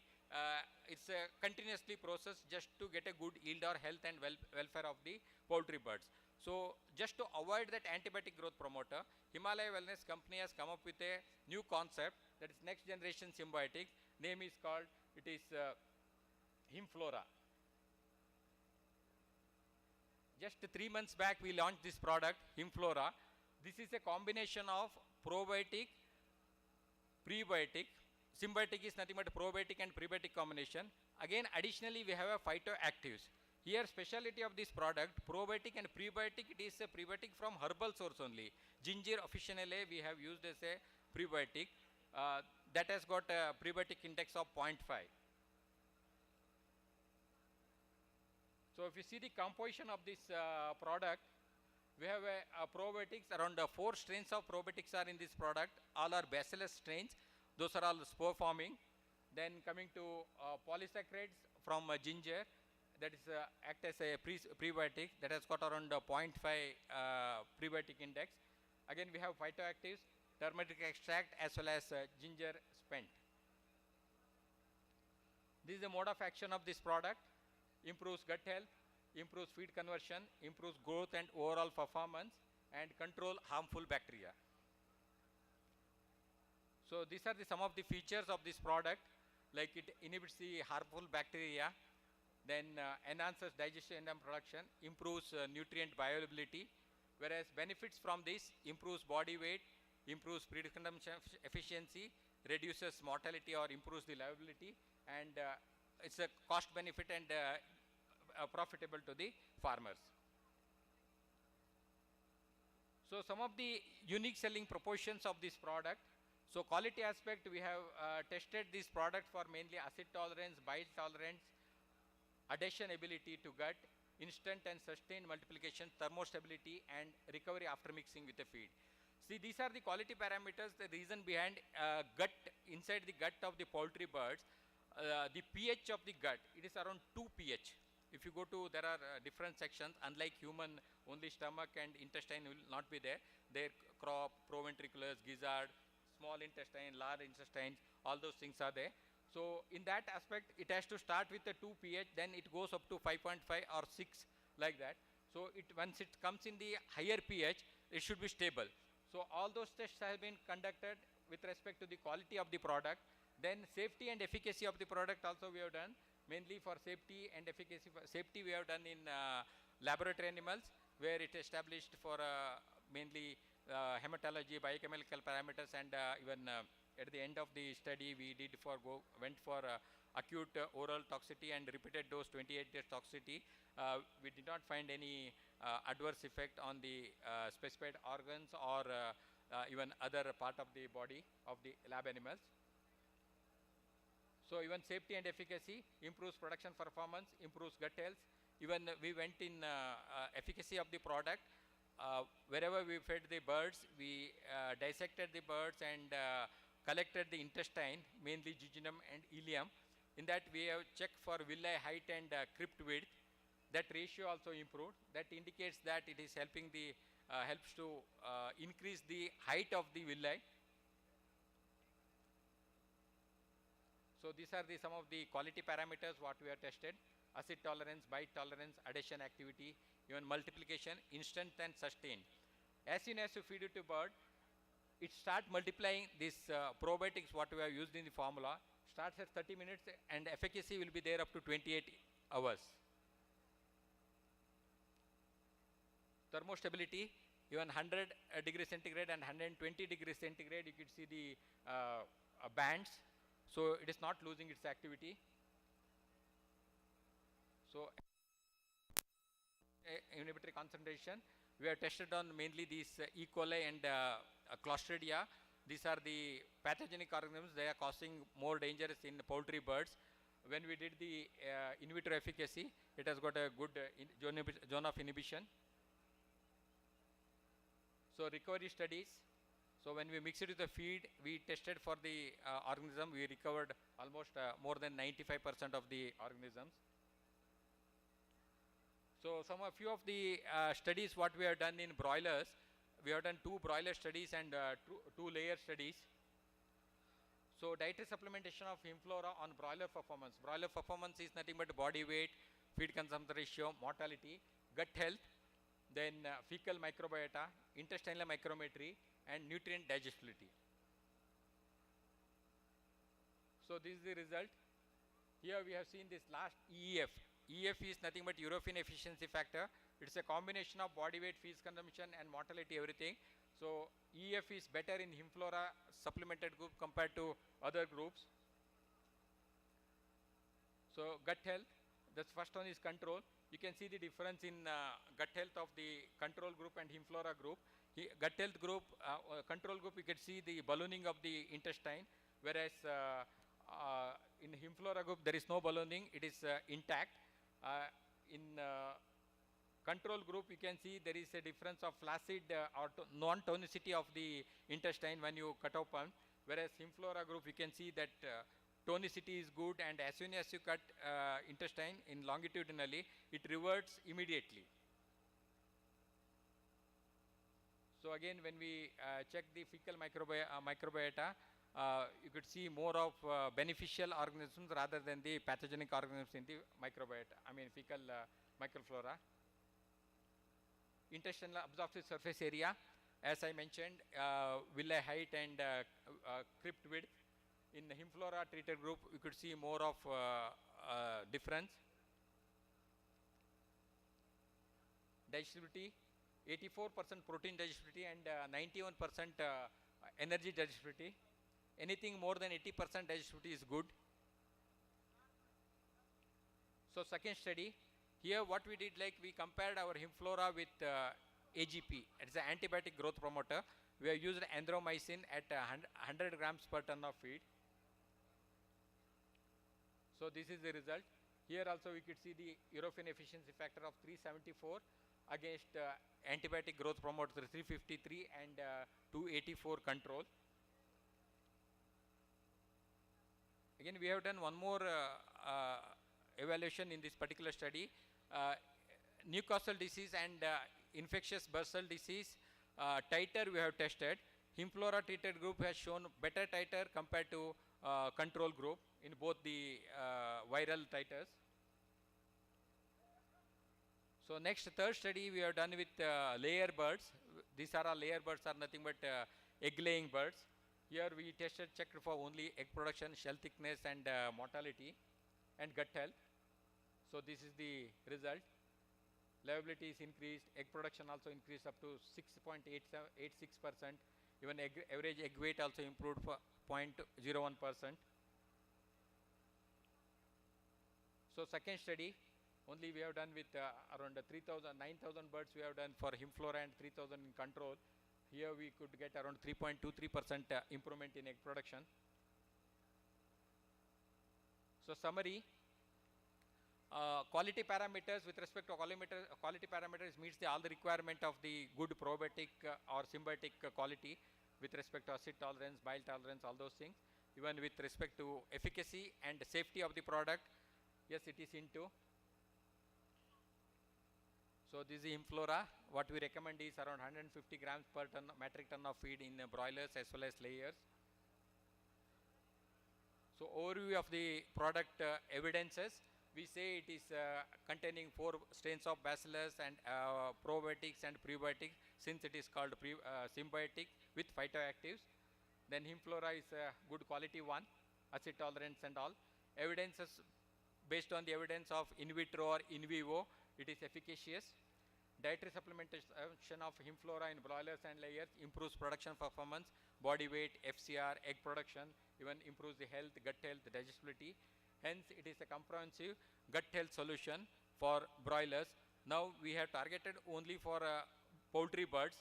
Future, we are going for creating or generating evidences in case of dairy animals. Then we are planning to go with companion care, dogs and cats, even for aquaculture.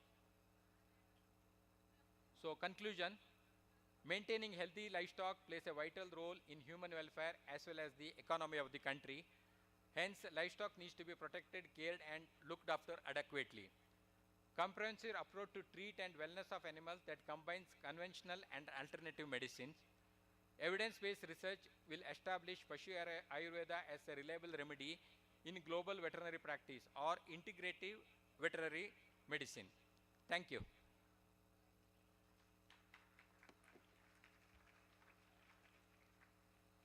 If you have any questions, you can ask me.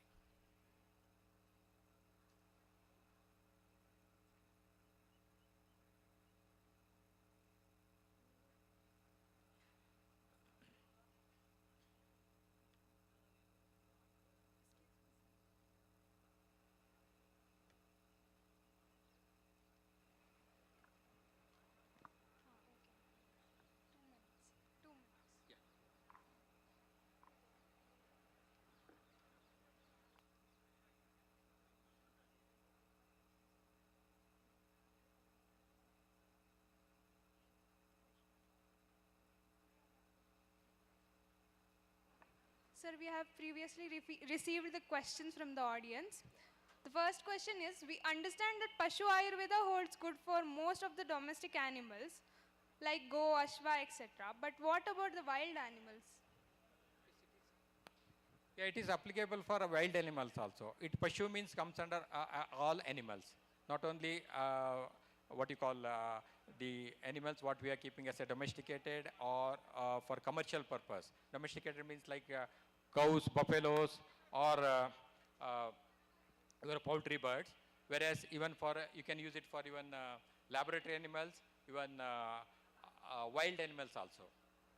Even for commercial purpose like aquaculture, poultry, as well as dairy farming. Even we can use it even in case of equine as well as camel industry also. Of course, we some of our products in UAE and Middle East, we are promoting for camel as well as equine. Even we can use these products for even pigs also, swine industry also. The next question is, can you please explain pathophysiology of hormones in animals compared to human? Pathophysiology of Hormones. Yeah, pathophysiology of hormone is again animal, which animal you are looking for. That is also important, because each animal, it is unlike human physiology. It's each animal hormonal differences varies from individual animals. For example, poultry there is a difference, whereas dairy animal is different and aquaculture is different. Just to give one example, oxytocin may be very important in case of dairy animals as a galactagogue, whereas we can't give this oxytocin in case of poultry birds to improve the egg production, because it is act as a galactagogue in case of dairy animals, whereas poultry it will not. So there is no relevance. When it is not relevant, we are not supposed to use that.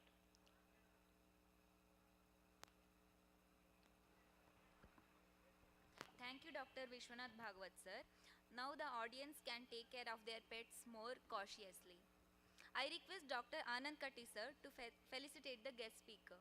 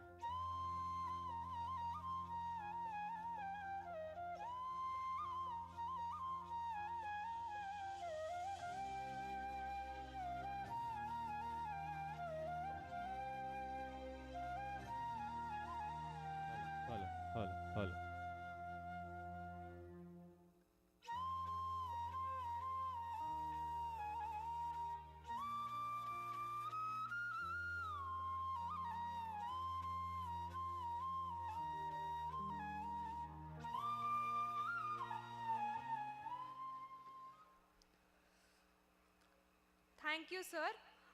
We are very thankful to Dr. Anand Kati, sir, for making time in his busy schedule to be a part of our program. Thank you very much, sir. I now request our beloved Dr. Sagar, sir, to felicitate our honorable chairperson.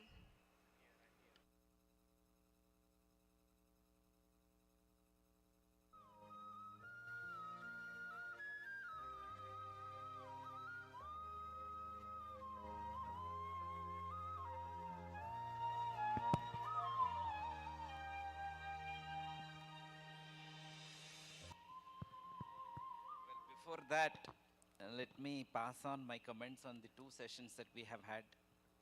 We have had two sessions from Himalaya, and Himalaya is very dear to us because they are the people who are taking Ayurveda to different countries, and Ayurveda is made famous. One of the contributor happens to be the Himalaya. Fine. That is not the only reason that we are proud of Himalaya. We are proud of Himalaya because most of our medicinal plants are coming from Himalaya. We learn Himavan Aushadha Bhuminam. Himalaya is the place from where we get the most useful medicinal plants, and this has its own reason, its own logic. It is the place which is free from pollution. It is the place which has got abundance of water all the time, and it is the place where the plants are preserved naturally under refrigerative conditions. Otherwise, I have to keep my medicinal plant in my fridge to preserve it for a long time. This natural refrigeration adds value to Himalaya, and therefore, in many of the, at least 10 instances are there in Charaka Samhita, which emphasizes the greatness of this geography that we call as Himalaya. So that's how we are connected to Himalaya. The first speaker talked a lot on the drug development, the pharmaceutical industry, how it works, the researches that are carried out. He gave you a brief and an overview of what happens with medicines. So he touched many aspects like the proprietary medicines. The proprietary medicines are certainly the medicines that are in market in huge number compared to the classical medicines. The classical medicines are themselves coming up with their own inhibitions, their own limitations. We don't find certain drugs, so the supplements are to be used. So therefore, this proprietary medicine industry is booming. And this should be taken as an opportunity by everyone listening here, because all of you who are coming in contact with the patients will be experiencing some good results in your own experiences. I give this combination, I find it better. I give this combination, I find it better. Remember, all these combinations can develop themselves into a very good proprietary medicines. So you, as a students of Ayurveda, as a practitioner of Ayurveda, have got a large role to prepare a combination, prepare a formula that is going to be useful for the larger society of the health seekers from the Ayurveda stream of practice. So, sir mentioned about, again, from the research perspective also, when we talk about proprietary products, it has got its own norms to be followed. He also mentioned about the Drug and Cosmetic Act. So, when you are using these drugs which are indicated for the same disease, no need to go in for safety or efficacy studies. But if you're making combination and using, then you certainly, safety is something that you need to be aware of. So you have to demonstrate the safety value before coming it into practice. So these are some of the issues that were discussed. The second is the Palakapya. The word Ayu itself is combination of 4. Sattvam, Sharira, Endriya, Sattvatma, Sanyogo, Dhari, Jivitam. These 4 are there in every animal. So every animal is a life. Every life has got Veda connection, and therefore Pashu Ayurveda, Hastya Ayurveda, Vriksha Ayurveda, Gaja Ayurveda, they all have got a wonderful place in our science. And those, I'm aware that most of you sitting are from the first year BMS. And I'm sure you have recently chosen your elective subject. And point that I need to remember, make a mention here, soon in that basket of some elective subjects that you have chosen, the Vriksha Ayurveda, the Hastya Ayurveda, Pashu Ayurveda are going to come, and you have all those elective subjects are added to give you an employment opportunity to build a career for yourself in those fields. So that is the purpose of those elective subjects, and elective subject basket is going to enhance, and you will see these subjects there.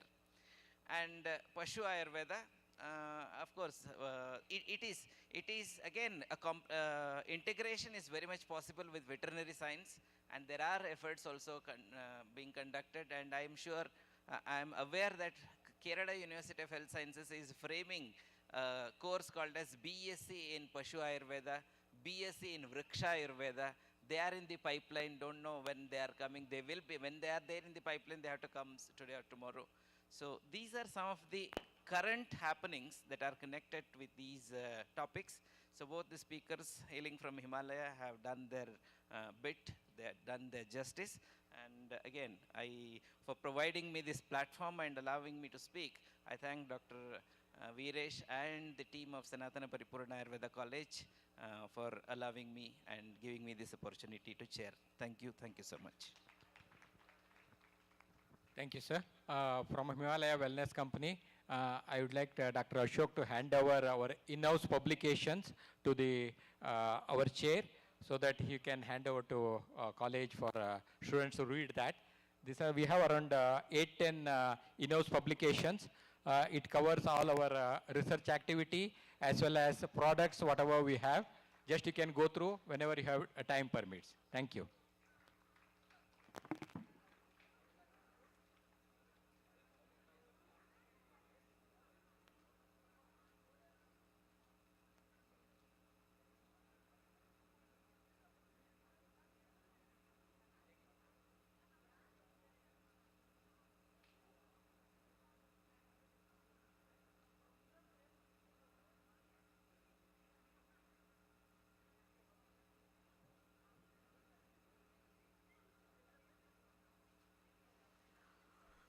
I would like Dr. Sagar sir to felicitate our beloved chairperson, Dr. Anand Kanti sir.